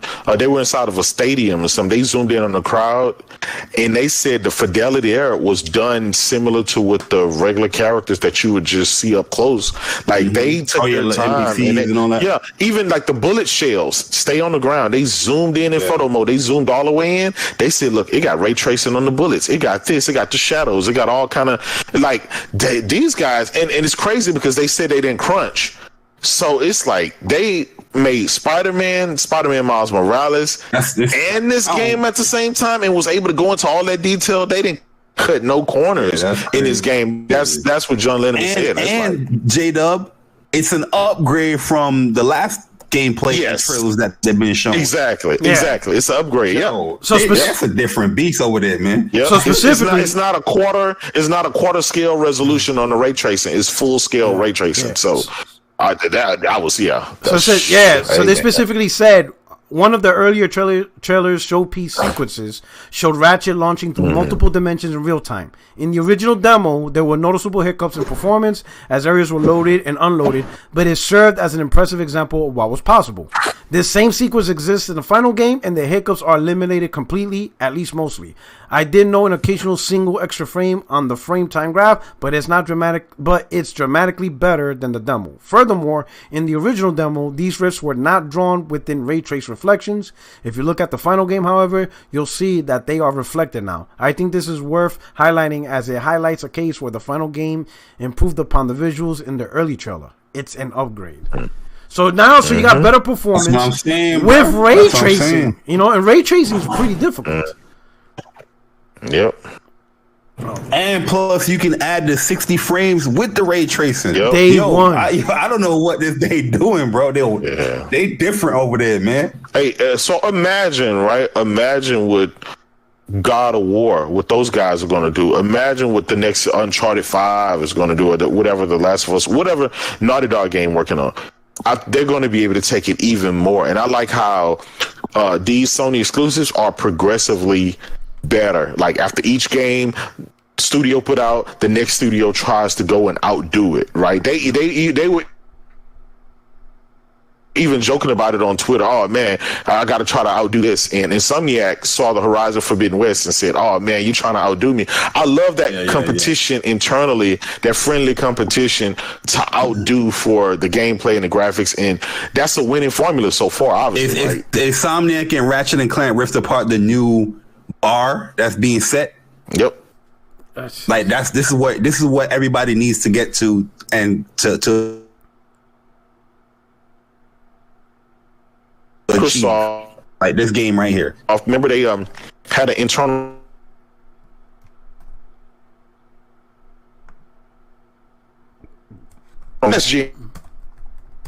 game. So imagine these next generation games Sony putting out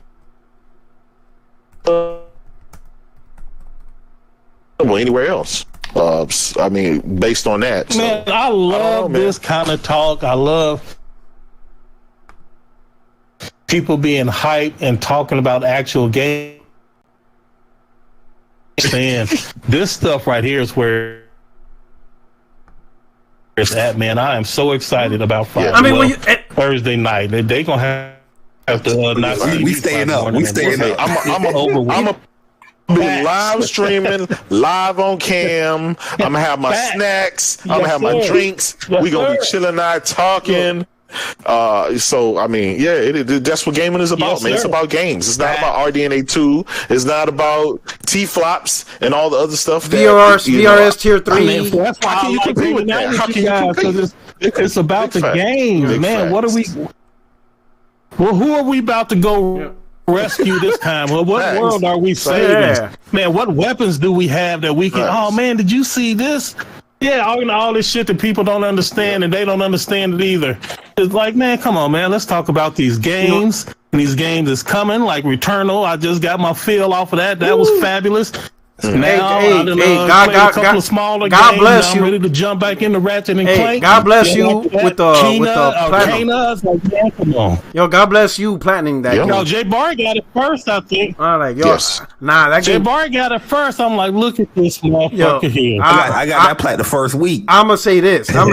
I know, I was salty. I ain't gonna even hold you. Me going through the game just to get the Suncrest and get the real ending, that was enough for me. And then people are like, you gonna get the platinum? I was like, I would say that getting the platinum does platinum? Nah, son. Take determination. Nah, son. No, I'm done. I got the real ending. That's all I need. That's it. I don't need no platinum. I'm good with the gold. I'm good with the gold. You know what I'm saying? Hey, if the gold is good enough for Olympians, it's good enough for me. Yo, P-Rod, they saying the audio cutting out a little bit. Oh, it cut out? Okay. Is it? How's it sound now? A lot of people are saying. Let me listen in. All right. Let's see. Is it you or?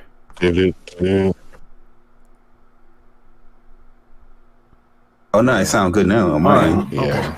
I think they were saying that in the chat. Yeah. Okay. Shout out to Henry Lau. A lot of people saying that's what.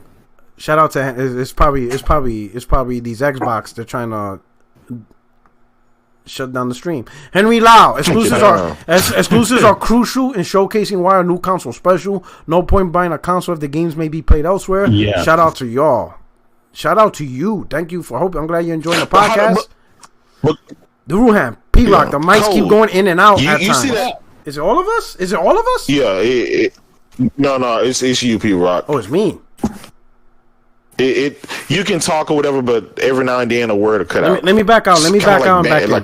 I'm gonna back out and back in. Okay. I'm gonna get out. Yeah.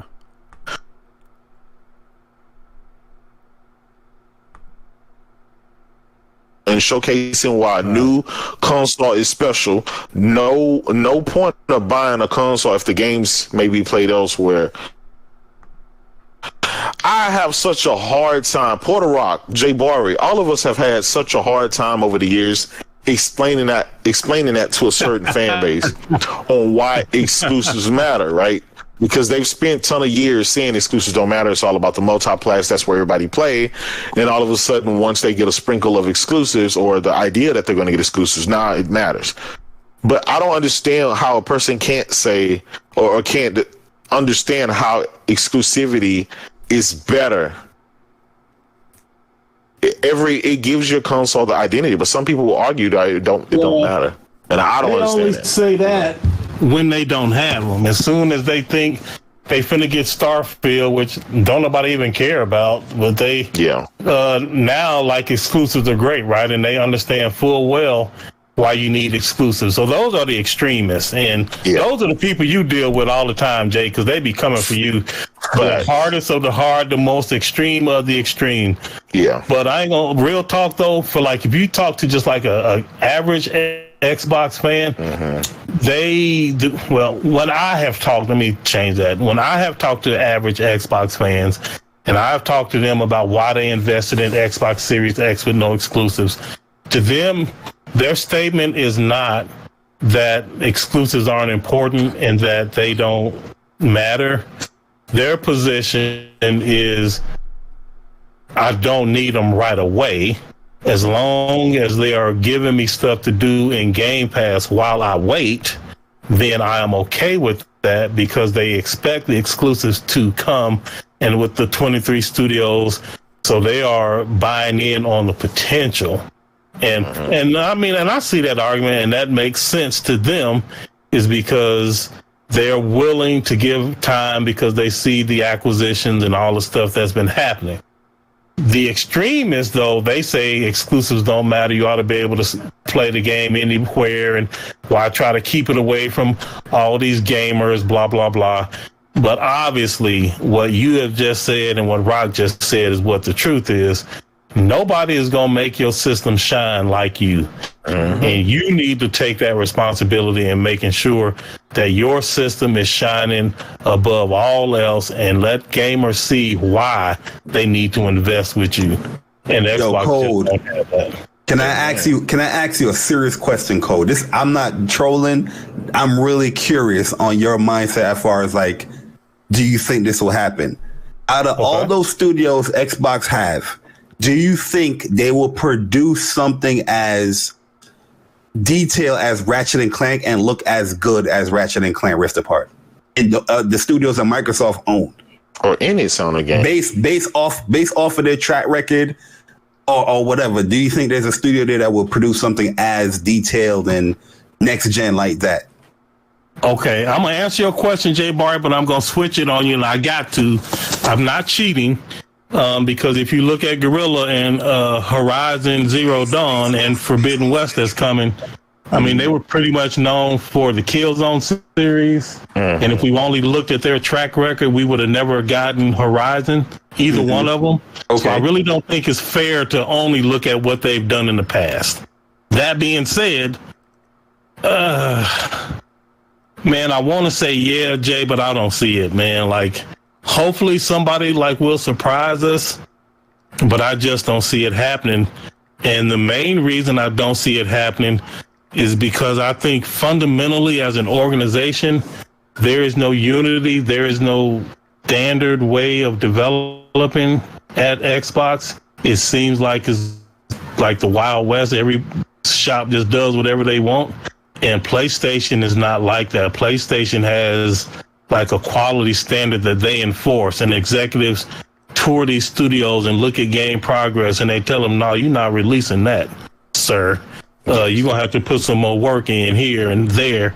And I think that on the Xbox side, and I'm getting this largely from the report that they did on The Last of Us, right? Like that Jay just referenced a little bit ago. Yeah. Like internally, they realized like this is not how we do.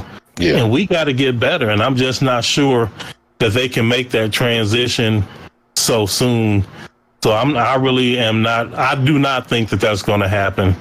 Or code to add to it, or if they're willing to do it based on the amount of money that it takes and based on the amount of time that it takes. A lot of people need to realize that Game Pass is their end game. Yeah, 100% of their games, their focus is Game Pass, right?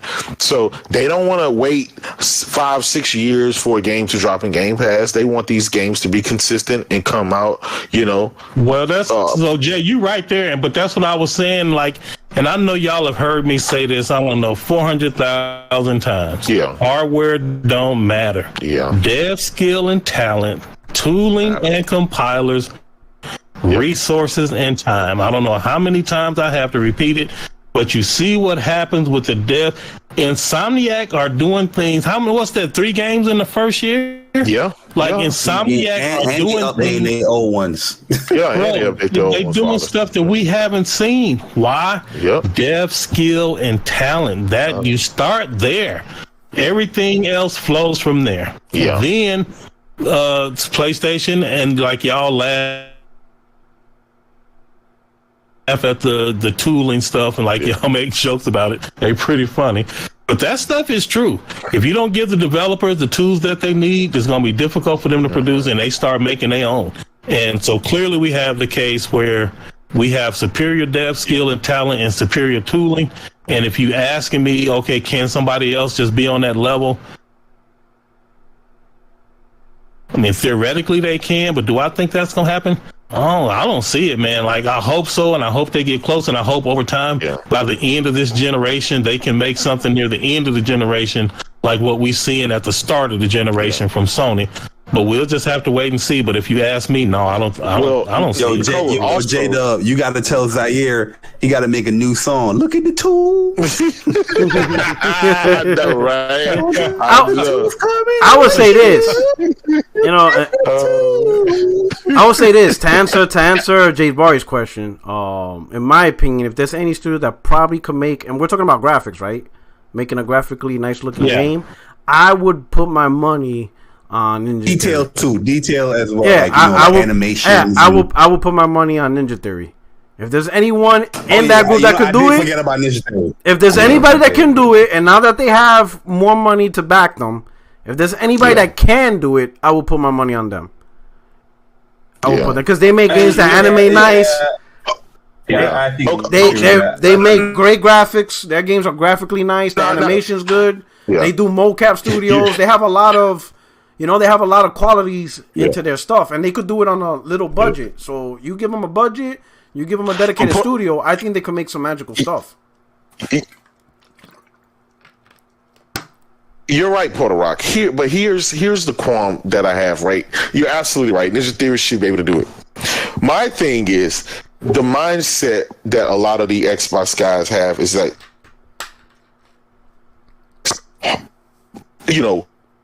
ramping their tools up and sharpening their stuff and getting their talent together and getting more.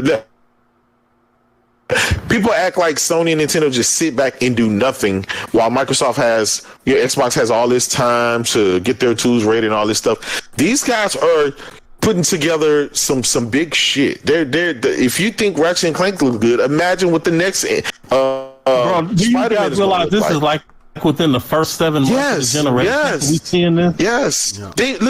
Everything from Demon Souls, Miles Morales, just up and down, the lane.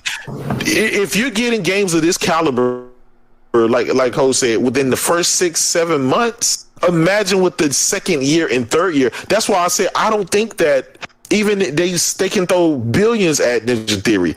Neil Druckmann said it best when he said it took us a decade to get to the point where we can automatically crank out a big blockbuster hit, right? That they know is going to be a hit. It took them a decade just to assemble that particular team to get to that point. So if Microsoft just buying some of these studios, they just piecing this stuff together, it takes time. And it may not be that first game. It may not be the second game. It may be the third game.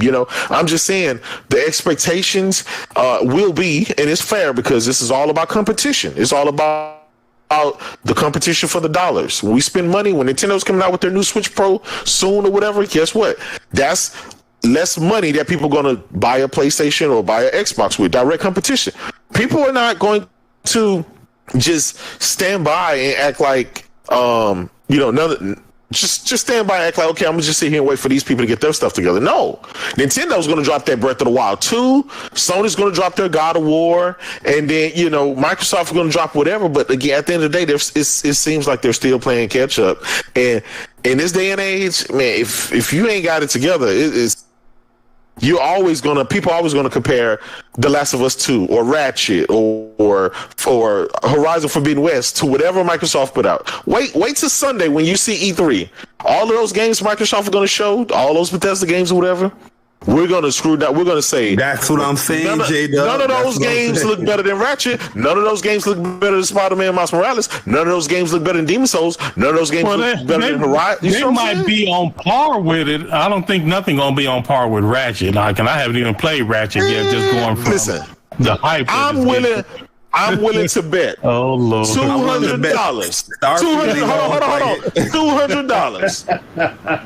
$200. They won't show one game that looked better than a a PlayStation 4 game like God of War, Spider-Man, or The Last of Us 2. I'm willing to go out on a limb that and I ain't talking about no CGI trailer. I'm talking about, actual game. Yeah. Gameplay. Yeah. The problem is confident. The problem is though, you might I wouldn't advertise that bet. And the only reason why is when you do see these games at Microsoft E3, are they actually on Xbox Series X or are they on a high-end PC? Right. You don't. We saw Halo on a high-end PC. So yeah, but that's 343. How did that turn out? 343 is trash. But Bethesda, they know how to make games on PC. Remember, that's an indicator. Hold on, Put a Rock. But does Bethesda know how to make a graphically showcase? I don't know. No, but that's with mods and stuff. Skyrim was. Listen, no, I mean from the beginning when Skyrim was first released, that mug was off the charts. Yeah, it was. Skyrim was off the hook. That would. Yeah, it was huge. Listen, that game is so huge. That game is so huge. Listen, that game. I'm a day one Elder Scrolls. Skyrim was huge. I'm day one on that. But it was a huge game. But graphically, it was graphically gorgeous. At the time, that would no par with no Uncharted 2, Uncharted 3, or Uncharted 4. Come on, hold up. Skyrim is bigger than all those three games, and talking about in size and scope. We're not talking Port Rock. We're not talking about bigger. We're not talking about sales. No. But that's what I'm saying. Graphically, Skyrim's map is Uncharted 2 and 3 combined. Like, there is that's what made Skyrim's graphics. You're talking about the size. But that's a lot of stuff to render. You know what I'm saying? That's a lot graphically. That's why that's why the argument of developer. I don't care what it takes to run it. I'm talking about graphically. But what I'm saying is, good. That's why I say Horizon Zero. That's why when people say, "Oh, Gears of War 5 is graphically better looking than Horizon Zero," I'm like, hell no. Horizon Zero Dawn the whole entire map. This is a core. Like there's two different. There's levels to this motherfucker. If you stretch out Gears of War 5 to the size of Horizon, that shit ain't gonna look like that. You ain't gonna have all the bells and whistles you have with Gears now. If you stretch out and all the enemies have detail too. Yeah, that's a lot of shit to do. You know, and you can focus your power. You know what I'm saying? Skyrim. That's why Skyrim right now was such a huge deal and shit like that. It is a big deal. It was a big graphically looking game. You know, but again, so what's PC, this bet, J-Dub? Boy, let me hear this bet now. I would try to. I'm just going. Listen, I ain't taking it because I will never bet on Xbox. That shit ain't happening. Hell nah. He betting against Xbox. Against it. In this case, never bet on X. In this one, listen. Like I said, I'm that confident in PlayStation's last generation showcase games. And I don't have faith that Microsoft is going to be able to put it together with what they currently have right now. I think they're not going to show anything that looks better than Sony's PlayStation 4 bangers from last gen. Let alone this gen, right? But last gen. You talking about gameplay? You talking about gameplay? I'm talking about graphics. Because people that gameplay argument is subjective. Somebody always going to say that Sea of Thieves play better than God of War. No. I'm talking about that's why gameplay, actual in-game. Actual gameplay. I ain't talking about no comparing CGI trailers, right? That like when you look at the Avowed trailer, right? We don't know what the fuck that game. We don't know what Starfield trailer. We don't know what the hell any of that is going to be because it's nothing but CGI. There's no 3. Exactly. And people go gaga. Oh, that looks amazing. It's like, dude, it's a CGI. Listen, we've been gaming and we've been seeing these E3s for so long. We know what the hell is fucking gameplay. We know what's in engine. We also know what's cinematic in engine, right? Because it's all different sides of the coin. I'm saying, don't show me some CGI trailer that has no gameplay, no in-engine stuff, because they'll lie and say, hey, this is in engine, but then when you get it, it looks like State of Decay 2. You see what I'm saying? Okay, here's the deal, Jay. I hear you. Yeah. Let me do this one super chat real quick. Let me do this one super chat. Hey, Langston Quinn, thank you for the super chat. Sony has 5 studios that make the best single player games next to Rockstar. Nobody has time for the 8th best multiplayer exclusive on Xbox. That's messed up. That's pretty funny. All right, Jada. Look, this is what I do. I don't want to bet money because. Oh, I'm sorry, Rock. I thought you was done. There's a few more to catch up to.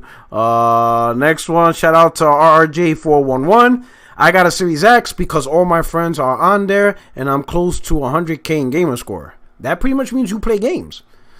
But they better come with some effing heat, bro. That's the most ridiculous argument I've ever heard. But is that a reason to just... Yeah, I hate that argument. My friends got one. Yeah. I do what I want, man. What my friends have to do with what I'm playing? I will say this. Exactly. I'm going to defend them. But before I defend them, 2 more super chats. Showan.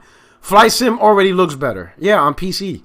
Shout out to Showan. Exactly. Shout out to Showan. SS9 Vegeta Entertainment. Don't forget Ghost of Tsushima 2 and Spider-Man 2. Or eventually we'll get there. We're gonna drop some bombs. So I'll give him the benefit of the doubt. And I'll be honest. The reason why I say this, because I had dudes, not this gen so far, but last gen, even like halfway in the middle of it, where clearly PS4 was the better games. But people ask me, what should I get, an Xbox One or a PS4? And I ask, what games do you play?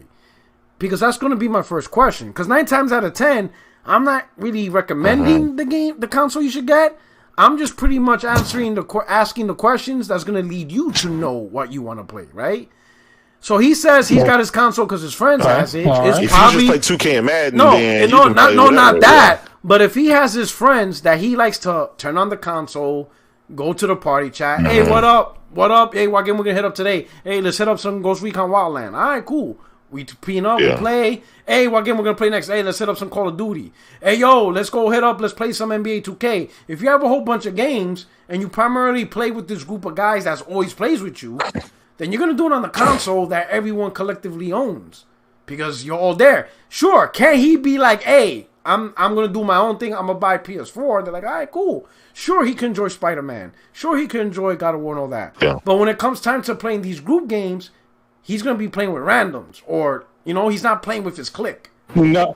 I mean, I hear you, but I disagree. Well, I don't disagree with that, Rock, but I still think it's stupid because, one, why is it that you have to get what your friends got? How come your friends can't get what you get? Why is it that they get to determine, like, what happens? Absolutely. Why can't you be the one that determines it? If you care so much about how they game and that you follow them, why come they can't care so much about how you gaming and they follow you?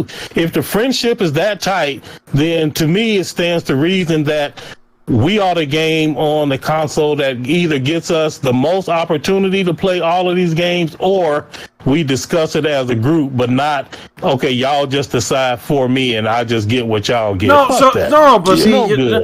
See, you're looking at it from one specific viewpoint. What if it's just simply these group of games, they just started playing together on Xbox 360 and it just becomes a normal routine? Get the next Xbox and we play together.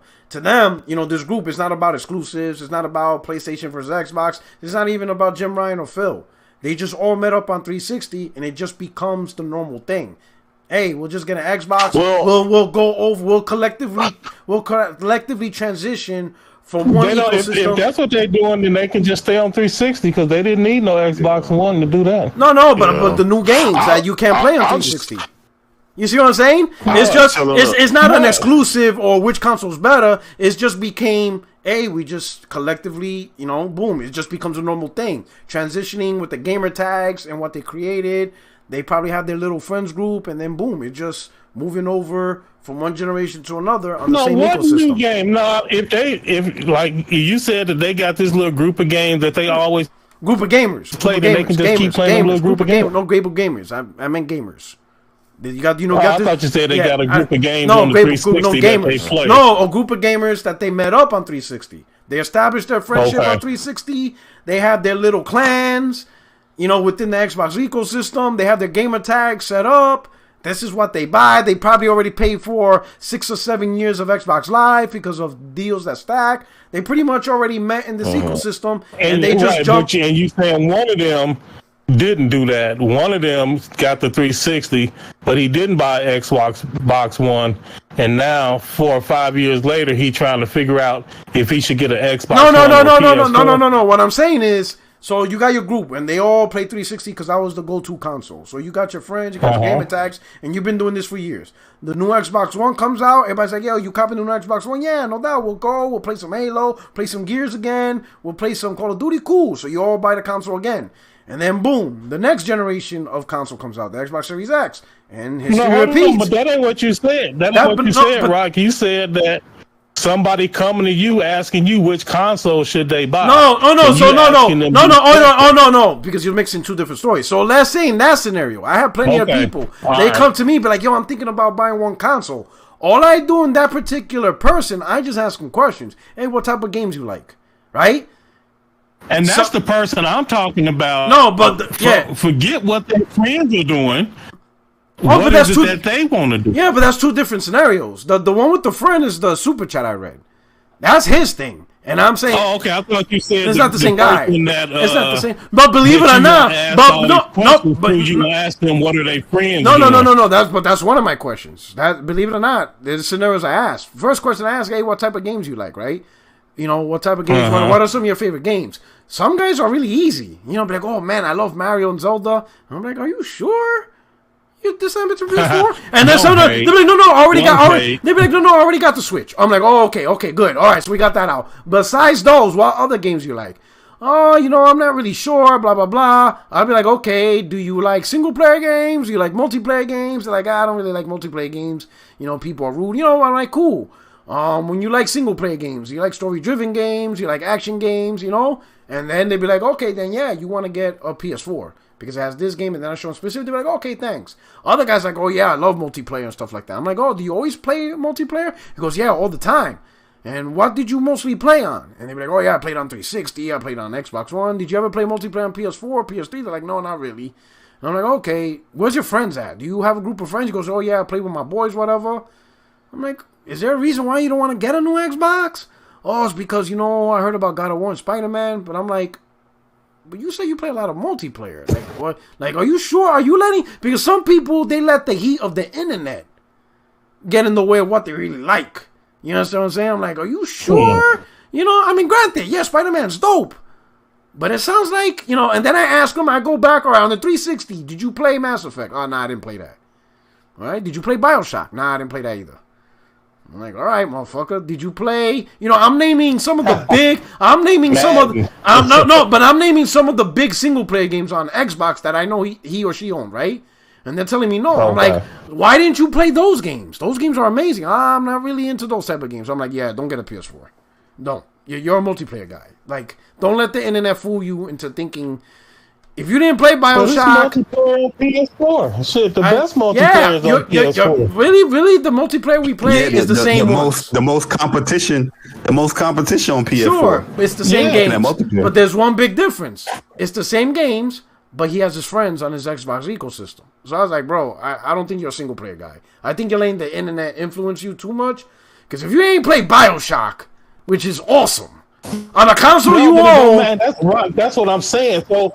If he is a multiplayer guy, why wouldn't he, if he can play those same games on PlayStation, why wouldn't he get a PlayStation to play those same multiplayer games with more people and still have the opportunity to dibble and dab in those single player games that he think he might be interested in? Because when how's he gonna find out? I'll tell you why. Because when he's playing those multiplayer games, he's not playing with his friends, which makes it more fun. I'm sorry, but playing with your friends, can come. They can get a PlayStation and come with me. Yeah, but the odds of that happening is not going to happen. That's my thought pattern. Code. Y'all coming with me? But here's the thing. Who the hell are they to decide what I can't try God? No, you understand. So they're not deciding because they made the decision.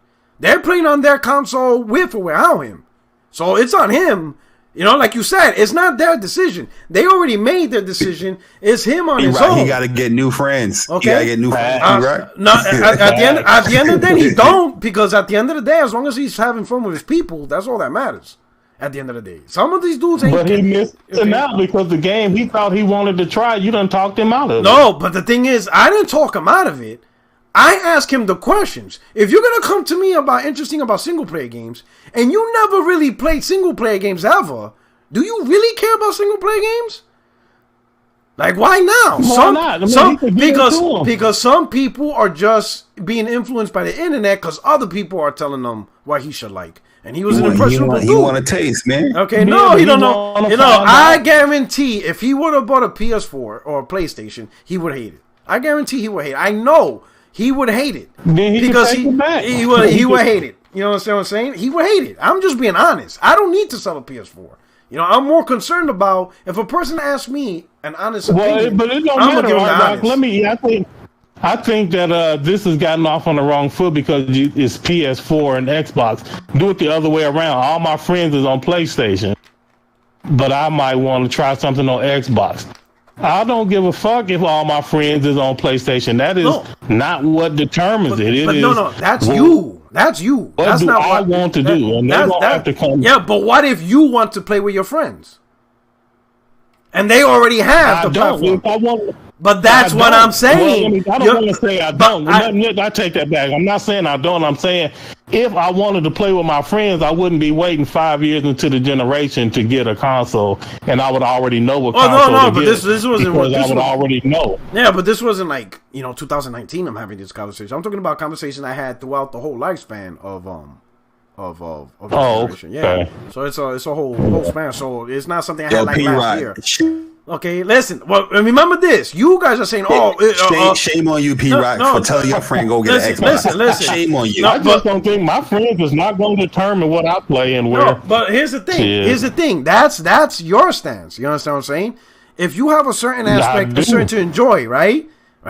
And that's what I try to get at. Yeah. What do you enjoy? Like, if you were to ask me that question, right? If you were to ask me this question, let's say if you came up to me, hey, yo, Rock, I'm thinking, of getting a PS4 or a PS5, Xbox One, I would just ask you questions. I'm not telling you what to get. All I'm doing is I'm opening the door for you to really answer the question yourself. Because chances are you already know what you want. You just need to answer the right questions to get to it. Right? So obviously, if I were to ask you, if I were to ask you, Optimus, but you still guiding people towards their friends. Let me put it this way: if I were to ask you, do you care what your friends play? You clearly would have told me no. So then, okay, scratch that off the list. You don't care about playing multiplayer with your best friends. So scratch that off the list. That's not a factor. That's what I'm saying. So to you would have not give me the answer. Yeah, that's important to me. You wouldn't have given me that. But the people who do give me the yes answer, I'm not going to tell them they're wrong. I'm not going to tell the guy, hey, do you care what your friends play? Yeah, I do. Oh, why the fuck do you care? You let them do... No, I would have asked him. I would have said, well, do your friends care where you play? Okay, well... I don't think... I think at that point, it may not be a matter to him. At that point. You know what I'm saying? Because... that might be a good question, but now we're talking about psychology. I'm asking why he wants... It ain't me. But Optimus, the difference between you guys and me is you're trying to force an opinion on him. I'm not trying to force an opinion on him. I'm trying to let him make up his own mind instead of his friends making his decision. But who says that's his friends? What if he just wants to play with his friends and they already have the console? It's a done deal. No, not to me it ain't. Wait, hold on. Not to who? I wouldn't tell him. Wait, hold on. Friends, I would tell him to make up his mind about what's important to him, not what's important to them. No, I just see it too much when too many people differ from what they actually want to please the group. No. But that's the thing. Who says he's pleasing the group? Who's to say, yeah, I want to play with them is not what he wants? You keep assuming that's not what they want based on what you feel. You're saying, not to me it isn't. You're right. Not to you. But what about him? Well, maybe to him, that is important to him. If his friends already own a platform, then that's it. They already own their platform. And if that's all they play on, that's it. That's it. Yo, I have game breaking news here. P-Rock code J-Dub. Kid Smooth has officially quit the Returnal challenge. Kid Smooth has officially quit the Returnal challenge. He punched his controller, deleted the game, almost knocked off his Xbox. He couldn't do it. He couldn't do it. So he got bodied in Biome 3. The automatons was bodying him, and he didn't make. He was stuck at Biome 3. Yeah, he was stuck on Biome 3. He does have about 8 hours. He has 8 hours and like 40-something minutes left, but he deleted the game and Biome 3 was not that hard. He said we won. Biome 3 was not that hard. I mean, it was hard, but it's not as hard. It was hard. It was You know what? To me, the hardest biome was 1. Biome 1 was hard as fuck. After passing Biome 1, it was manageable. Biome 1 was so frustrating, man. Oh my god! I was just like, I'm about to delete this shit. Once I finally beat Biome 1, 2, not so bad. 3, I get why people may consider that the hardest. 3 is definitely where the difficulty curve. I don't know, like because in the beginning I thought it was going to be as hard as people said, but I beat Biome 3 rather quickly. I beat it rather quickly. There was a couple of stages to go through. It depends on how fast you learn the game too. It depends on how fast you learn Biome 1, because in Biome 3, if you don't know how to dash properly, you're going to get bodied in Biome 3. And you don't have the rooms and the doors and all like the different tricks you can use, like it's out in the open. And if you take a misstep, you plummet to your death. Yep. So it's like that's the first level where they really introduce you got to watch your footing and you have to know how to dodge. I don't know. Biome 1, 70% of my gameplay time was Biome 1. 70% of the game was Biome 1. And that's why you was getting trained. That's where you was learning. My God, I was learning a whole lot in Biome 1. I was like, I was doing a whole lot of learning. I took 10 years to get a goddamn 4-year degree. I'm like, goddamn. I feel like Biome 1 is like the basic training. Biome 3, you in the war. You are at war now. This is listen, get your strap, get everything together. The war was easier than boot camp. For me, I'm like, God damn! Biome 1 was hard, man. Yo, you don't know how frustrating. It wasn't the hardest boss, but it was the hardest level to get to the boss. The Biome 3 boss, I beat him on the second try, right? Biome 4 and 5, I beat him. The electro pylon. Yeah, you weren't kidding, J Barry. You were not kidding with that fucking weapon. You were not. It's game over. Once you get that, I beat the Biome 4 boss and Biome 5 boss on the first try with the electro pylon. It was a wrap. It's a wrap. Pylon like Marlin. That's a get shit done gun. That's a get shit done gun. I ain't fucking around. Right there. It ain't flashy, but it gets that shit done. It's almost cheating because like all you got to do is place the needles a certain spot and then you just focus on dodging and surviving, right? And the thing is doing the work. And you can bait them too. You can bait them into spots. You stick them on one I used to do driver. And then you can just shoot wherever you want. And it's over. You know those little chests when you open up, the enemies appear.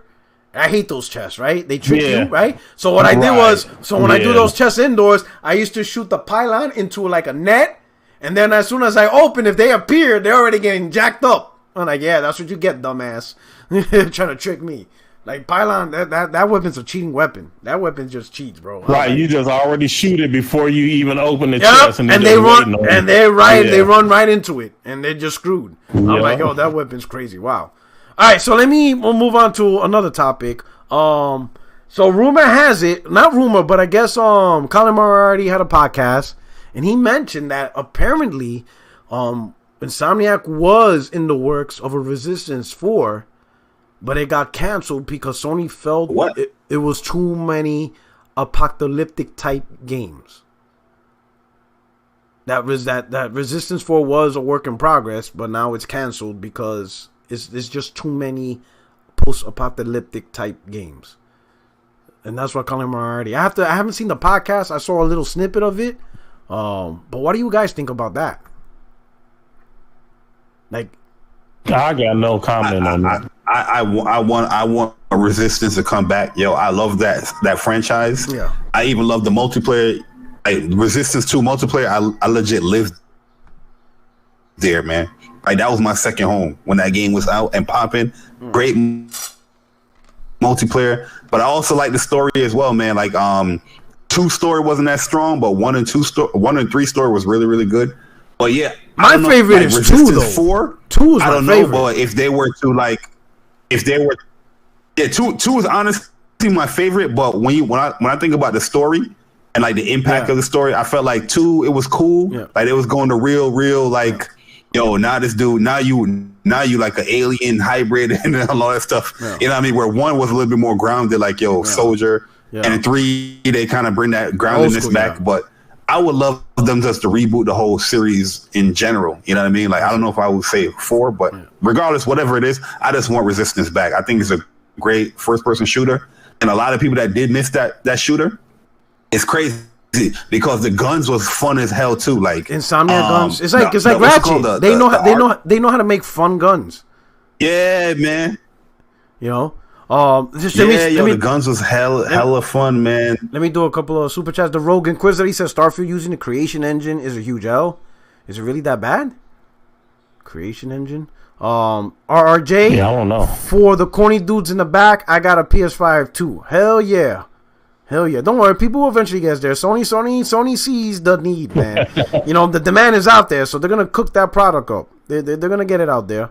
Let me go down. They need to put them in stores. That's the thing. So that way, they need to, and especially now with stores opening up, they could do physical releases now. Wooly Gamer, thank you for the super chat. He says, shout out to P Rock and all brothers in the chat. Good night. I know it's late. Hey, congrats on your first podcast. Check that out. It was dope. OLED Warlord. He said, podcast. Yeah, he has a podcast, Company of Gamers podcast. It was good. It was good shit. OLED Warlord. He says, "What's good?" Check it out. Yeah, it's good shit. Yeah. OLED Warlord. Thank you for super. He says, "What's good?" P Rock, Ratchet and Clank 2 days away. Oh, you know it and stuff like that. So Optimus, you said no comment. You probably no comment. You're probably gonna you're probably gonna check on your underground to see what's going on and stuff like that. So I will say this. I'm like with Jay Barry. I wouldn't mind. I would love to see a new Resistance, right? Because it was a good game, right? And I can only imagine what Insomniac could do on the PS5. Because PS3 presented a lot of challenges for developers, even internally. Obviously, at the time, developers didn't say anything, the first party ones especially. But you know, when the PS4 came out, they started telling their truth about it, like how difficult it was and blah, blah, blah. So I could just imagine what Insomniac could do with a Resistance and stuff like that. I don't have too much issues with it, only because we didn't know about it. You know, it's not like a scenario where they advertised it, they showed a trailer, they had it at a show, a state of play, they show features, and then they took it. And then they say, "Oh yeah, we're gonna cancel it." And you're like, "Wait a minute, what?" After us talking about it, you know, it's like Skillbound. You know, that hurt. I think a lot of people are still pissed off at that because that game was being advertised for a couple of years, and then the last presentation of that game was at E3, and they introduced multiplayer, and then a couple of months later, they canceled it. Like, holy cow, like you did all this work, all this talk, you showed us multiplayer at E3 and now it's gone. Like, that pissed off a lot of people. I know I was pissed off. I did my rant video a long time ago on that. So I'm not too upset with Resistance 4 because we didn't know until Colin Moriarty said it, and I don't know if it's even true or not. It's just speculation based on what he's saying. They were teasing the hell out of the game though. They were streaming the old ones. They kept like tweeting about it and all that stuff. So I really thought they was gonna like do a Resistance, like, you know, bring Resistance back or do like a remake, a remaster trilogy or something. Remaster like trilogy. I thought something was happening. You know, So I mean, if Sony feels there's too many post-apocalyptic game, I don't think. And again, this is just amateur look at it. I don't think that would have been a big issue with Resistance because I think some people would have been like, especially if it's a remake or a new entry, just the fact that it hasn't been around since the PS3, I think that would have been a positive view on it. That like, oh snap, they're bringing this game back. And then I think number two, because it would have been a big multiplayer game, which I think obviously PlayStation is lacking from a first party perspective, you know. So I think that would have caught some people's eyes. They would have looked at PlayStation to see, okay, let's see them, give this multiplayer another try again. And I think Insomniac would have been, I think between Insomniac and Guerrilla, those are the two best people to do it. And I think Naughty Dog good, he will do fine too. But I think that probably would have shined. And I think the graphics, I think they could have done. You see what they're doing with ray tracing and all this stuff. Oh my god. Yo, Resistance PS5, bro. Oh my god. It would have been a graphical showpiece, I think. All right. Okay. So I think not a big topic to talk about. So let's talk about this one topic here. And on the going across the land of Nintendo, rumors of a Switch Pro, right? Most of the stuff is just so many rumors. I love Nintendo. Yeah, but let's say if they were, this is one I want to ask your opinion. We'll start with Optimus. No, we'll start with J Bar since you say you love Nintendo, right? If Nintendo was to release a Switch Pro, what would you see? Like, what would be the thing you like? If Nintendo did say, "Hey, this is a Switch Pro," what would you imagine it to be? What would make you happy? What would make me happy is it's not a next generation console, but obviously it's in the Switch family. But what would you like? What would you love to see? Like, hey, introducing the Switch Pro, and boom, like, okay, cool, I can rock with that. The first thing for me, because I play my Switch mostly in dock, I would like to see, like, if it's docked, you get like a boost in graphical quality or resolution. Okay, I think that would be dope. If there's I don't know if Nintendo's going to offer all them options in their games, like graphical, like different little settings and all that stuff. But the what you call it itself, the dock will like boost the resolution to match your TV or whatnot. I know some games it goes to like 1080, but it really doesn't look that great on like a big 4K TV and stuff like that. So, and another thing, like I don't really play in dock mode. I don't play handheld that much. Okay. But I feel they need a rework with the Joy-Cons. That thing needs a little bit more stability. That the Joy-Cons really and truly, no disrespect, like I like Nintendo a lot, but the Joy-Cons is horrible. You know what I mean? Like, they do certain things good with like the rumble, but really and truly it's a horrible controller.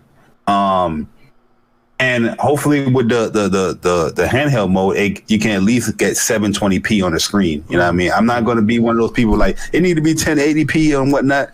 You know what I mean? Because I want at least some battery life. But 720p, I'll be fine with that, man. Because some of these games in handheld mode, P-Rock, Optimus, I'm pretty sure you guys know, it looks bad. It looks really bad. You know what I mean? And hopefully it can clean up those things, man. Hopefully we'll clean up those things, and I'll be happy with that. I'll be set. Like the Joy-Con, rework that, be a little bit more durable, and just boosting resolution. No, like I'll be happy with that. Okay. Hey, I'm in kind of the same boat. I do definitely want better Joy-Cons. I like the idea of the Joy-Cons, but that drift, I've had like, I don't know how many of them damn things I done bought, 7 or 8. That's what I'm saying, bro. And they keep drifting. I done YouTube videos and have my grandson take it or loose.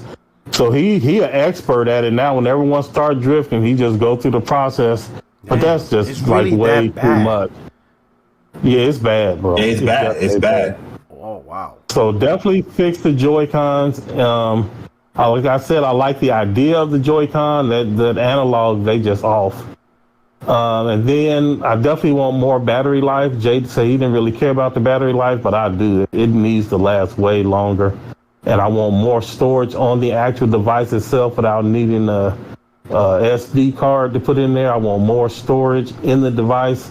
And I want more features. I want to be able to share online more seamlessly than it is now. I want to be able to link to Twitter, and I want to be able to have it where I can get achievements. And I know that's not specifically to the Switch Pro itself, but damn it, that's what I want, and I'll be happy. Yeah. Yo, it's insane how Nintendo still have not provided that. iOS gaming has that. You can get achievements on your iOS account playing iOS games on your iPhone, and you get actual. That just show you how boss they are. Shit, they do what they want. They don't care what they friends. Nintendo don't care about even what Nintendo guys. They like you. Yo, listen, man. You're gonna do what I tell you to do and deal with it. If Nintendo add like trophies or achievements, bro, I'm adding everybody in the community. I'm not even playing games on the Switch. I'm just like looking at your whole profile. Oh man, it's just crazy, man. So now this is me, and my thing's a little bit far fetched. You know, it's not crazy, but I know it's not gonna happen. But what I would like to see from the Switch Pro is kind of like, I'll be honest, a dedicated console, not a dock one, and I will tell you why. Because the way I see it, you know, with the Switch family, they started out with the regular Switch, right? And the Switch is a hybrid. You have the handheld and a dock station for home console game, right? And then on the pulse of what everybody was doing with the Switch, they created the Switch Lite. Pure handheld, no docking, you know, a cheaper price, and that's to cater to the people who don't really, you know, dock. You know, they don't really care about docking. They take the game on the go, and, you know, it's a cheaper price. Well, I think they should cater to the other spectrum of that side of the fence, which is the hardcore gamers and the gamers that want the best graphic fidelities and performance, especially with this growing movement of getting 4K TVs.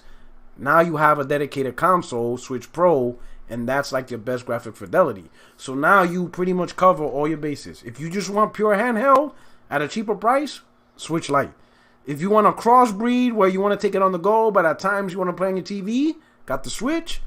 If you know you're not taking it on the go, you want to take advantage of your 4K TV, you want better graphics and stuff like that, Switch Pro. Here you go. You're covered. Buy whichever one you want.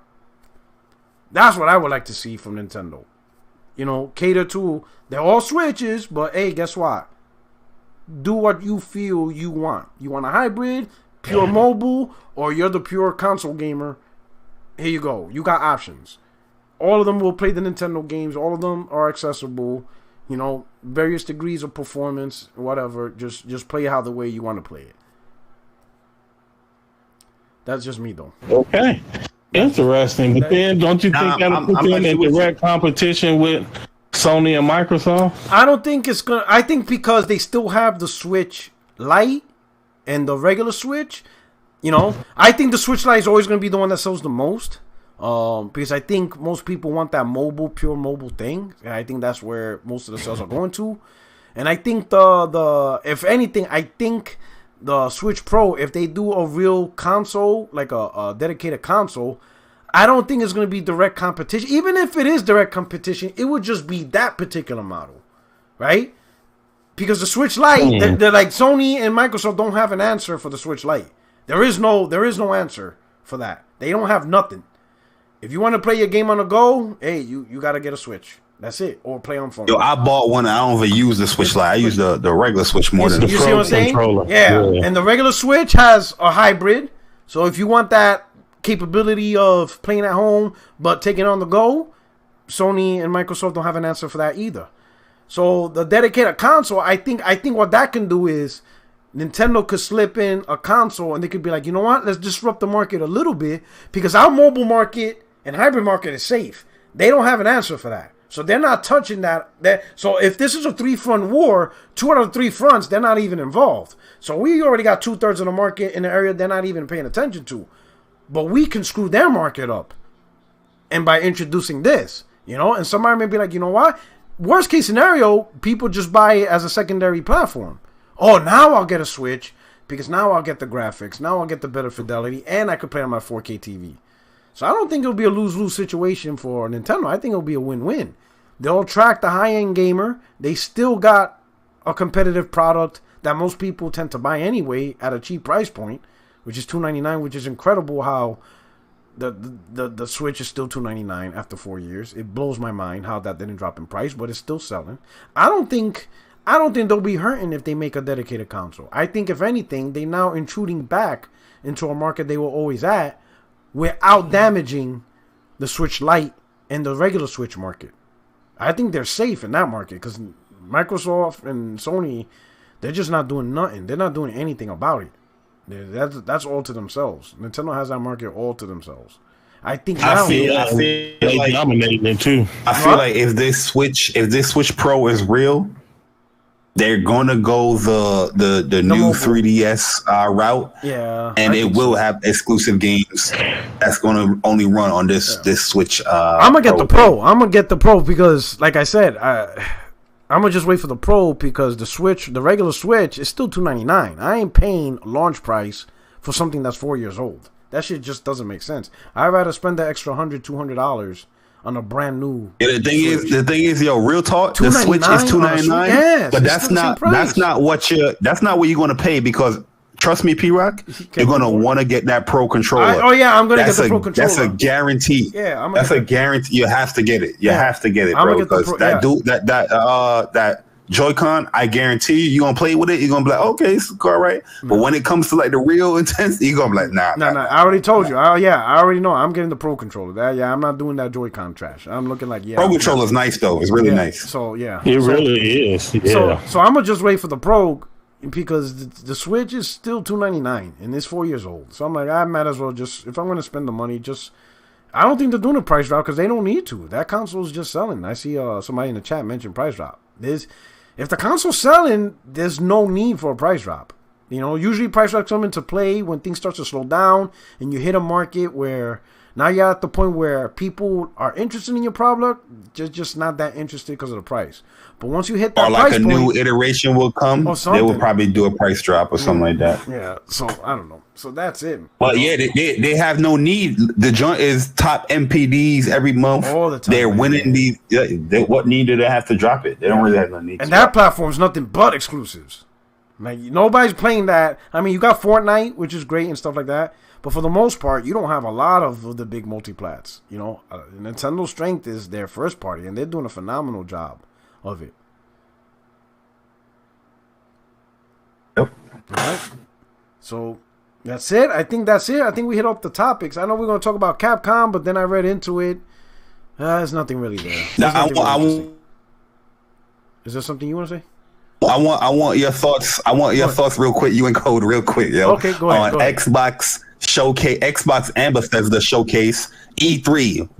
Are your expectations lowered, or are you going in there with the highest expectations for this show? Because I'm seeing from the mainstay Xbox fans that they're a little lukewarm, man. They're not really that excited for this show. You know what I mean? And you're not really seeing the marketing from the Xbox PR people that be like hyping up these shows every damn year. You don't really see that this year, man. So what's your thoughts going into it? I'll let Optimus start out first. Well, so I have also noticed that same behavior where people that are usually more prominent at this time of year being really reserved and trying to temper expectations, but that's not me at all. Like I was gonna take the bet with J-Dub, not for no $200, but like I'll bet him a tweet or something. You have to say that I'm the best predictor or something. But we could do a PSN card or something. Right? Yeah, something like that. Yeah, I think Microsoft will have some surprises, and I think they're gonna have a good show, and I'm excited for the show. And unlike these people that's trying to lower expectations, my expectations are higher. I expect the same thing from Halo that I expected from the Horizon State of Play, that I expect from the Ratchet and Clank State of Play. That is a flagship title, and I expect it to be treated as such. And that's when they show it, that's what it ought to look like. That's what it ought to represent. And if it's not, then of course I'm gonna do my thing. But I'm fully expecting it to be nice. I'm expecting a couple of more surprises. People keep saying about this Starfield shit. I really don't even really care about it. But if it shows up and it's cool, all right, great. But if it don't show up, I won't care. If it show up and it's trash, I also won't care. I think they got more surprises that we don't know about. And yeah, I'm pretty hyped for the show. Absolutely. All right. We gonna see, Cole. We gonna see. Oh yeah, I think they're gonna have some surprises, and I think they're gonna show some nice stuff.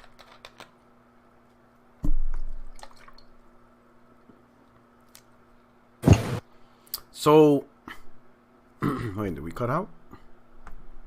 Okay. I hear you just fine, bro. Okay. So, yeah, to answer your question, this is no cap, but I stopped having expectations for Microsoft. I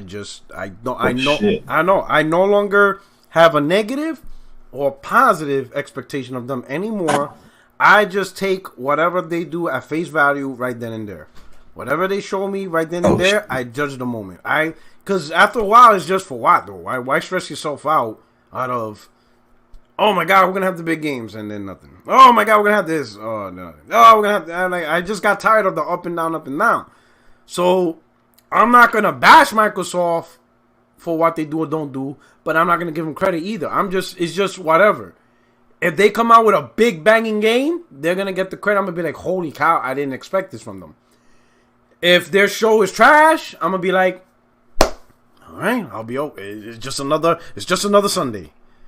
You know what I'm saying? You know, it's just another Sunday. That's all it is to me, right? So I stopped having expectations of Microsoft because, you know, they just been falling behind for so long. At a certain point, you just have to just sit back and be like, you know, it is what it is. If they do great, they do great. If the show is trash, you know, after so long, like I can't go 4 or 5 years of hype. Like, that's way too many years of hype. At a certain point, it's just like, you know what? If you do something, you do it. If you don't, you don't. And that's just how it is for me with Microsoft. If they do something phenomenal, I'm more. They're outstanding. I'll hype it up. If they're mediocre, how's that different than any other year of them being mediocre? Like for example, Optimus. Let's say if they had a mediocre show. Is it really all that surprising at this point? Like, or would you be shocked? Like, I can't believe it. You have a shitty show. Like, really? Like, would you really be that shocked if their show was underwhelming? Yes, absolutely. Really? Man, I wouldn't be shocked. That's the thing. I'm looking towards cold side on this, man, because I feel like it's too much people that's feeling the way you feel. You know, I just wouldn't be shocked. P-Rock. But I'm just saying, like, yo, Microsoft. It's like the uncle that keeps checking himself in rehab. Like, okay, it's just another. Okay, like, what's different? You know, like you know, he checked in the rehab again. He couldn't stay off the crack again. You think? Gee, surprise, surprise. You know, like, okay, like, oh, shit. You know, like, did you expect anything different? Damn. But I really tried the 19th time. Like, okay. No, but it's more than that. Like, they launched a new console. The flagship title didn't launch with it. They delayed it a year. They buying all of these studios. Then they bought a publisher. That's what I'm saying. Expectations would be like, it's more to it than just, this is not just another E3. This is a very specific E3. No, it's another E3, man. It's another I feel like this E3 here. It's another. I feel like this E3 here, guys. 4 years from now, you're going to look back, yeah, that was another E3. But I'm saying, like, I feel like this E3, they have to show something that is taking advantage of this goddamn console. Like, you know what I mean? Like, you can't hype up this console for a year talking about all these features and all these things, and then you not have something to showcase it. If you don't have something showcasing, like, yo, this is on Xbox, like, I see why they went this route with their console and all that stuff now. Oh, now I see the VRS and the machine learning and all that. You know what I mean? Like, wow, this is amazing. Let me ask you this. If they don't have that, this show, it's a dud to me, man. It's a dud. That's why I'm going in with the highest expectation, because I feel they can't fail. They can't fail this show. They can't. I want to ask you this question, though. I want to ask you this question. Because you're tying into the Xbox Series X and, you know, VRS, machine learning. Hey, shout out to HD Gamer. Excuse me. Thank you for the super chat. He said, great show, guys. Given the momentum of the PS5, sales and quality exclusives, do you think MS is running out time to respond with their own exclusives, or will the gap continue to widen and PS5 gets even more third-party support than the PS4? Great question. You know, let's give us 5 minutes to answer that question, right? Because we'll talk about E3, but yeah, let's answer that question, because I definitely have an opinion on your question. I have a big opinion on that one. That's a good ass. That's a very good question, AG Gamer, and we will talk about that, because I think that's gonna be a lengthy conversation. Vegan VR King, the Game Cat. How can someone who didn't support Sony's direct competition, Vita, say Sony didn't have an answer? Nah, you just ain't support. That's all. A lot of people didn't support. Vita Sony sold like 14 million, maybe 12. How many, J Barry? One thing I'll say about the Vita, it didn't sell hardware wise, like it didn't like set the world on fire. But the people that did buy it, they did buy a lot of games for the Vita. But hardware wise, it's nothing compared. It's nothing compared to the PSP. PSP was like 80 million. Yeah, I'm sure. I'm sure. I'm sure the 9 of you people that bought a Vita bought a lot of games. I'm sure you all. Y'all bought a lot of games, man. Right? So you can't just say it's in support. And here's the thing. I be honest. When you said nah, you just ain't support. I'll be honest. That when people use that term, that kind of triggers me.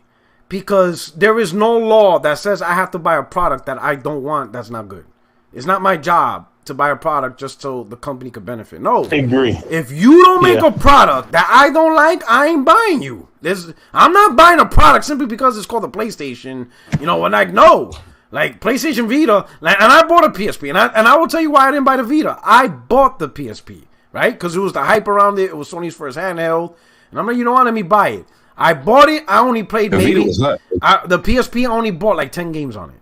Maybe 10 games. And I hardly ever touched it. And I realized, you know what, this isn't you just grew out the handheld thing, so there's no real need for you to buy this is, you know, and the reason why I bought it because of Metal Gear, and oddly enough, those were the 2 games I played. I also played Siphon Filter, Logan Shadow, and Dark Mirror. Awesome games. I played that. And I played like I played like 1 or 2 RPGs, you know. So I played a few games on God of War. But for the most part, that was it. I did not play a lot of PSP, so I'm like, yeah, I'm not buying another handheld. It's just, like you said, handheld gaming is not for me. That's why I don't really care about the Switch from a handheld perspective. So I didn't buy the Vita. But as far as the Vita go, a lot of people didn't buy the Vita. Because you went from PSP 80 million to Vita 14 million. That is a huge drop.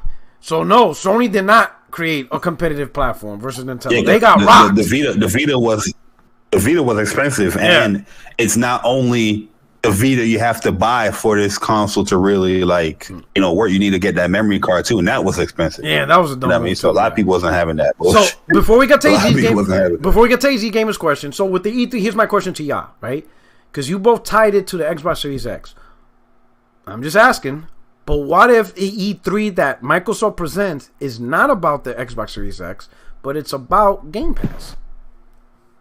I'm just saying.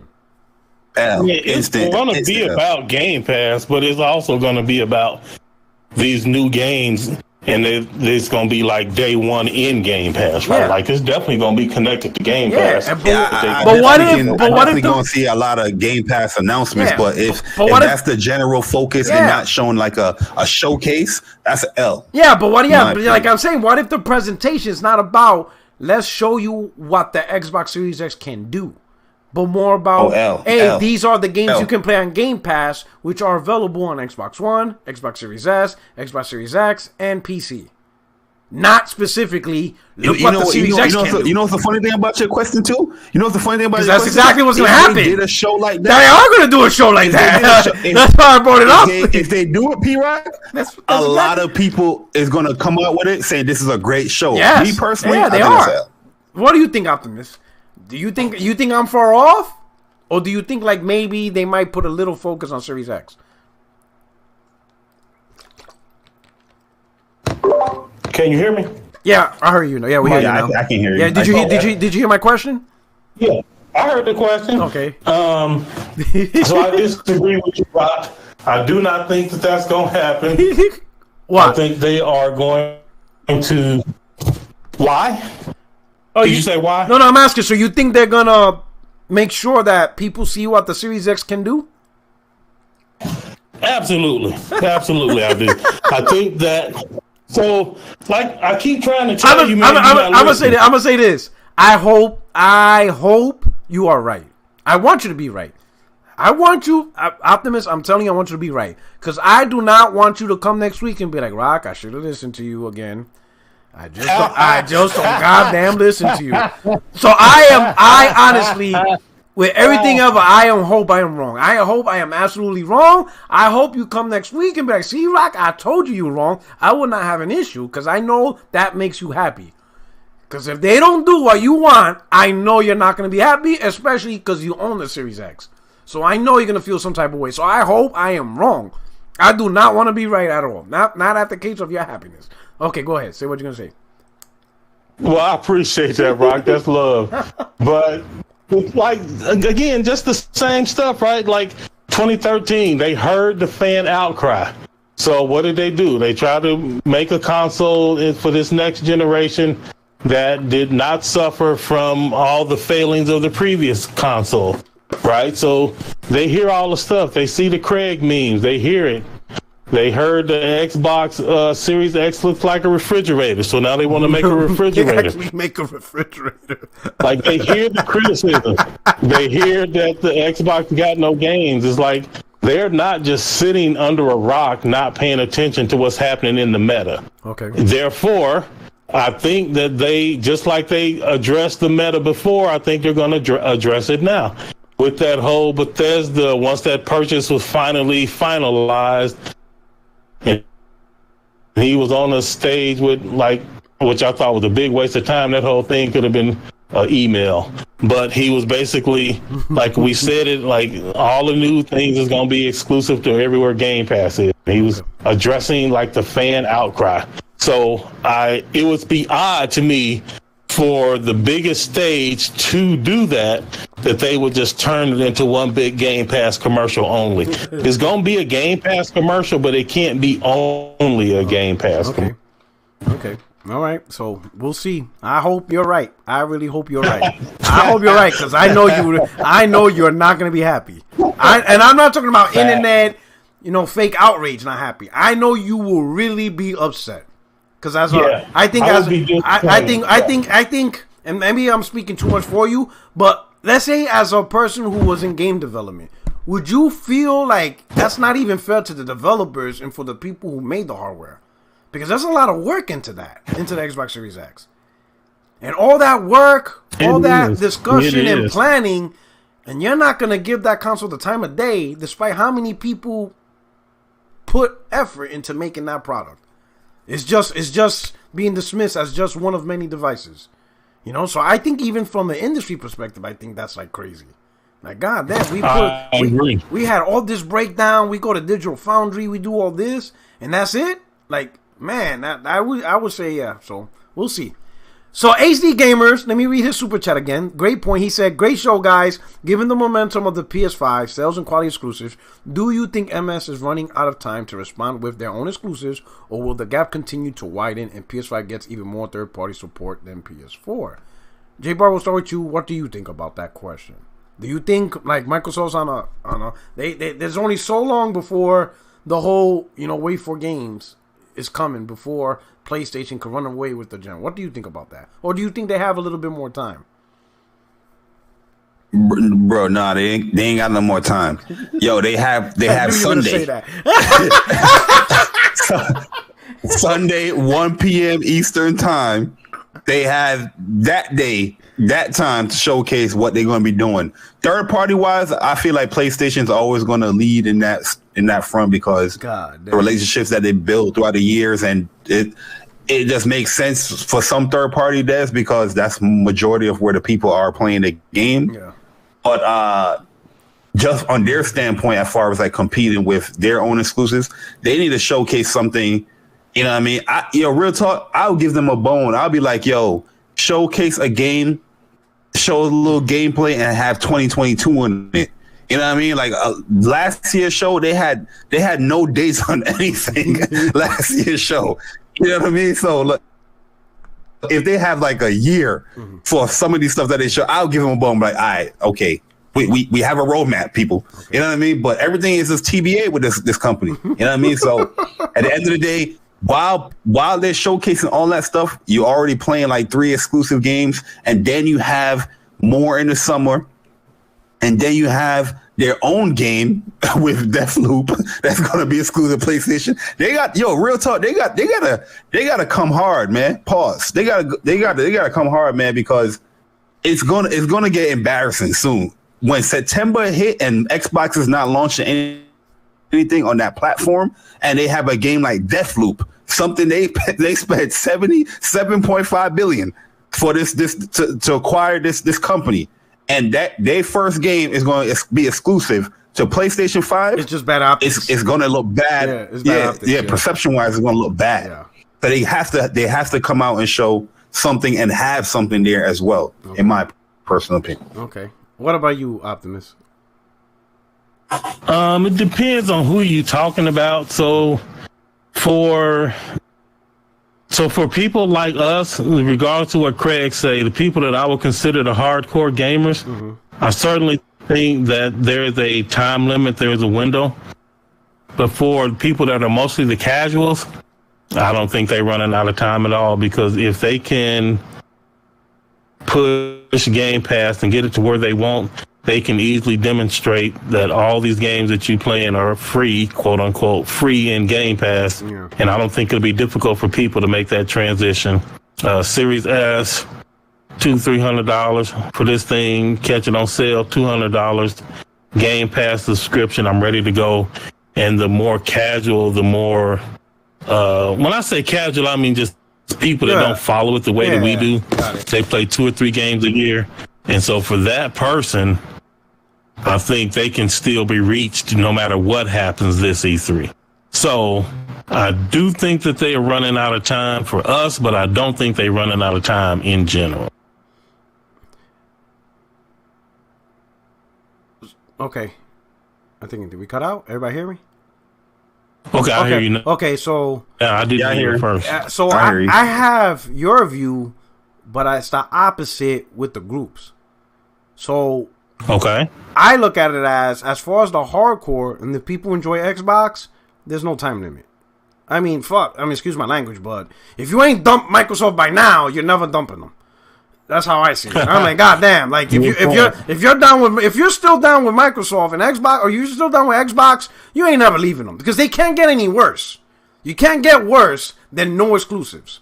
There's nothing worse than that. There's nothing worse than that. So, but for the casuals, I think there's a time limit, because the casuals, like you said, they're not into Twitter. They're not into, who Jim Ryan is, who Phil Spencer is. But what they do notice is what's on the store shelf or what's on TV, right? Microsoft needs games that gets advertised on TV. They need their God of Wars. They need their, Elder Scrolls. They need something that a casual gamer could be like, oh, snap, what game is that? I want to play that. If Microsoft takes too long to start pushing those games, and people are already seeing Spider-Man 2 on the TV, they're going to get a PlayStation. They're seeing Spider-Man. They see God of War. Man, they're going to go with their friends. Well, some of them do, right? They're going to go with their friends. Yeah, they got those guys too, right? Stuff like that, right? They're going to go to the community that they could podcast with. But when you think about the majority, the majority, you always have to sell your product to the consumer in advertisements, right? And what better way to say buy my product than with a game? So you're watching TV. Hell, you're in a movie theater.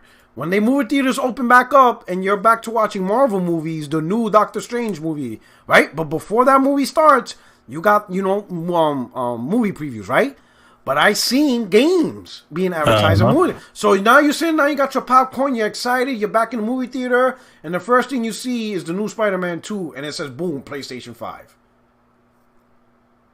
That you're gonna be like, you're gonna look at it, you're like, holy shit, that looks great. Wow, I'm gonna get a PlayStation 5. That looks phenomenal. Clearly, they're targeting the right audience, because you're there watching Doctor Strange, so obviously you're a comic book fan. Boom, look at Spider-Man 2. You see what I'm saying? And that's all the casuals care about, like what they can actually see. They're like, man, I see Spider-Man, I see this game, I see posters, And Microsoft has to combat Sony from that perspective. You gotta have those big eye candy pieces in the movie theaters, on your TV, in the stores. When they walk into Best Buy, you don't want your console platform in the back of the corner, because you ain't got nothing to advertise. You want that front stage with a poster of Master Chief right next to it, or the Viking guy from Elder Scrolls, something. And I think that's where it gets crazy. That's where you could lose time. Because once the casuals write you off, that's it. It's hard to get them back. Once the casuals be like, man, this is the place to go. I agree with that. You see what I'm saying? And so that's why I say Microsoft. I agree with that. Yeah. But you leaving out Game Pass, like Game Pass. I think those people will come around because for the money that they would spend on FIFA, Madden, and Call of Duty, they could get those games in the service, quote unquote, free. But they're not day one though, or whatever. Those games aren't day one on Game Pass. So I don't think the people who like FIFA, Call of Duty, you gotta have that title to pull them to in the Game Pass. Yeah, but you gotta have that title. It's like Netflix. Like if you play the Stranger Things. Yeah, if you like Madden, when the Stranger Things come out, people are gonna re-up. Yeah, but if you let's say if you like Madden, you're gonna buy it in August. You're not gonna wait till January to play it because it's on Game Pass. So I think the people do that don't really care about Madden. They'll play it, but they're not really. Madden games like Madden, Call of Duty, they're not really gonna attract the service of Game Pass unless they're day one. If you could get those games day one on the service, then yes, that's a very attractive proposal. There's no doubt. But unless maybe not Call of Duty, but I think Madden. I think the EA Sports games is possible for them to end up in there. You think they're gonna do it day one? You think Madden is possible day one? I think it's possible. I don't know if they're gonna do it or not, but I do definitely think it's possible. Okay, that's interesting. Okay, so that's a great question, HD. Oh, Madden day one and Game Pass. I don't think so. That'll be huge. Though. That would be huge though. Madden, FIFA, 2K, day one. Brand new in Game Pass. Wow. Well, yeah, not 2K. The EA was, I think. Oh, live ain't nobody. It's on game. Man, ain't nobody care about that game. Live. But you know what? EA Live, it may need it because that. Don't nobody care about live. Yeah, live. Nobody. Cuddy Crazy. Thank you for the super chat. Says nobody has questioned how many exclusives. MS, I'm assuming he's saying MS, he said MA, but I'm sorry, MS will release in a year, and they'll hit Game Pass day one. Halo was supposed to release when the console did. Yeah,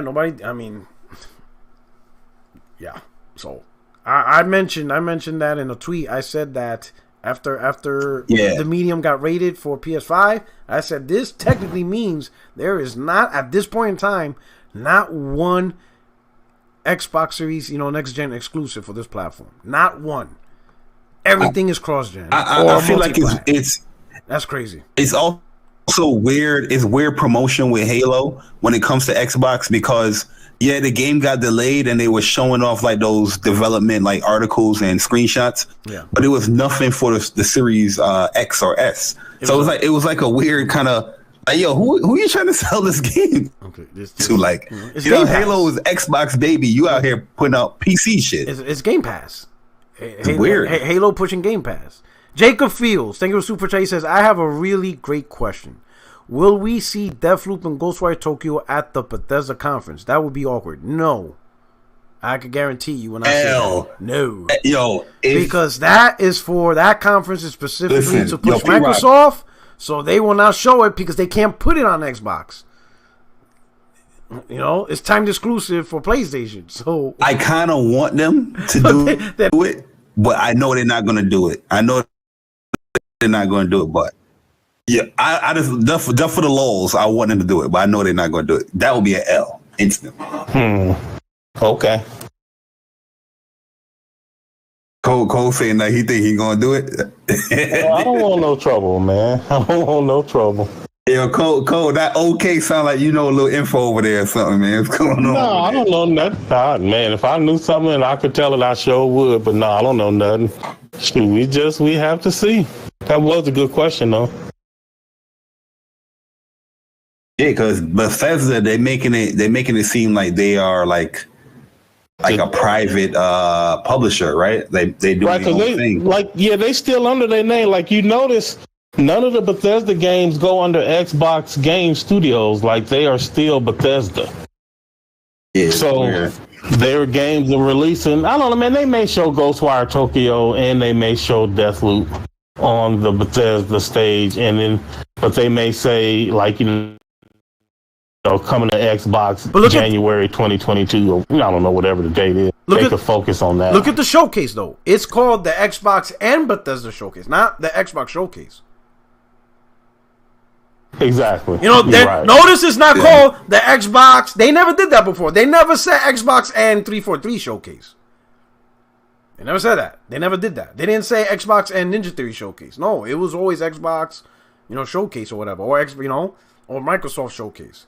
This is the first time when I saw Xbox and Bethesda Showcase, but I don't think that it would look awkward. They show Deathloop and it says coming this fall PS5. Yo.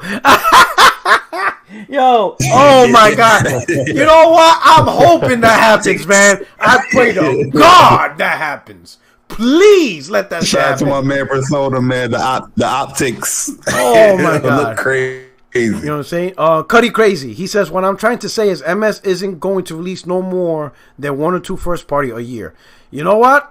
Good point, Cuddy Crazy. I know I owe you guys a hot take on Game Pass. Yep, the whiteboard video. The whiteboard video. I didn't release it because 1, I didn't go buy a whiteboard. But number 2, because of the whole Jim Ryan, there was just too much heat on that topic. I'm like, this ain't the right time. There was a lot of news. It was a lot of news. There was a lot of heat. I'm like, if I were to talk about this now, most people would just see it as damage control. Even though it has nothing to do with those news. Right. So it was just wasn't the right time. No. When I do it, I want it to be done to where people could just listen to the merit of what I'm trying to say on the theory I have.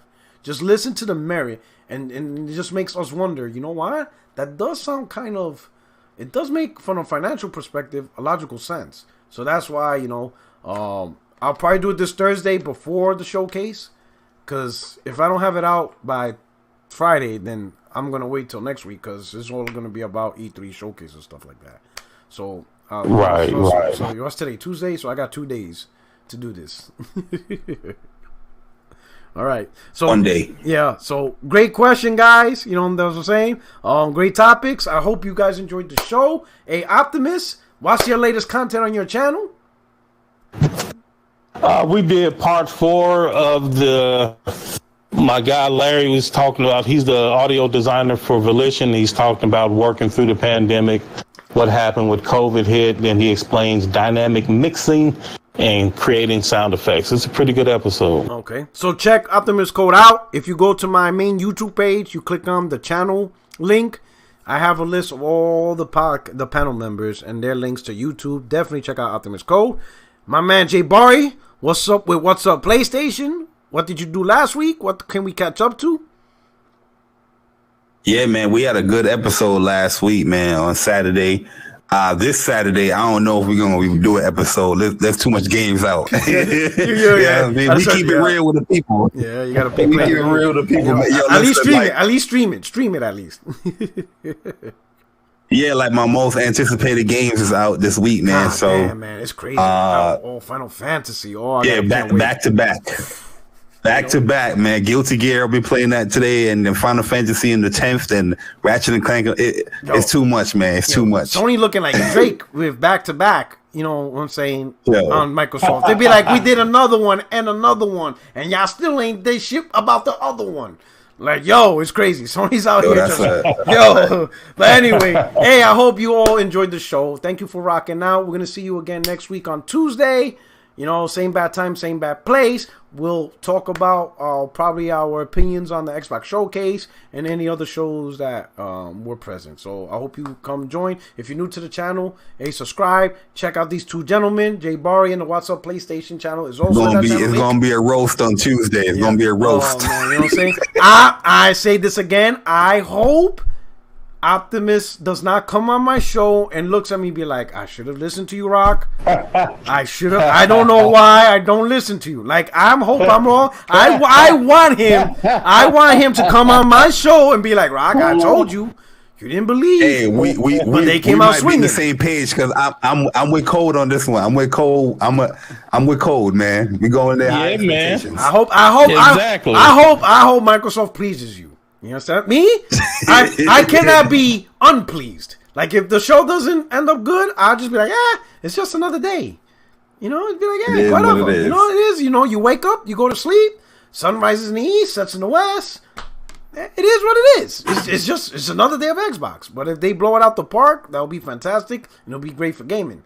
So I really hope, Optimus gets what he wants on Sunday. Because if not, oh my God, I think we'll be in nuclear meltdown the whole episode on that day. Anyway, yeah, I'm predicting a B or higher. B or higher. That's it. Anyway, it's your only friend. These YouTube street Puerto Rock A plus. A plus. Oh God damn. God damn. He's. That's it. This is your boy Puerto Rock. Oh wait, there's another super chat. I think somebody's sneaking in. They're trying to keep us hostage. Yep, one more super chat from Jacob Fields. He says, yes, but usually Bethesda has their own conference. Why, I ask? I could see it being a split conference. Also, I'm a big fan. My Twitter is Ryugar. Well, shout out. Thank you so much for rocking out. I'm glad you joined the content. We'll see. We'll see about Sunday. If it's a separate conference, combined. Great question you asked. It's pretty interesting. Shout out to the chat, everybody who was able to rock out with us. I'm glad you enjoyed the content. And that's it, man. You guys have a great night. Thank you so much. Your only friend is YouTube Streets, Puerto Rock 77. And we are out of here. Peace. Peace. That's a great show. Great topics. Yeah, those were some good topics, man.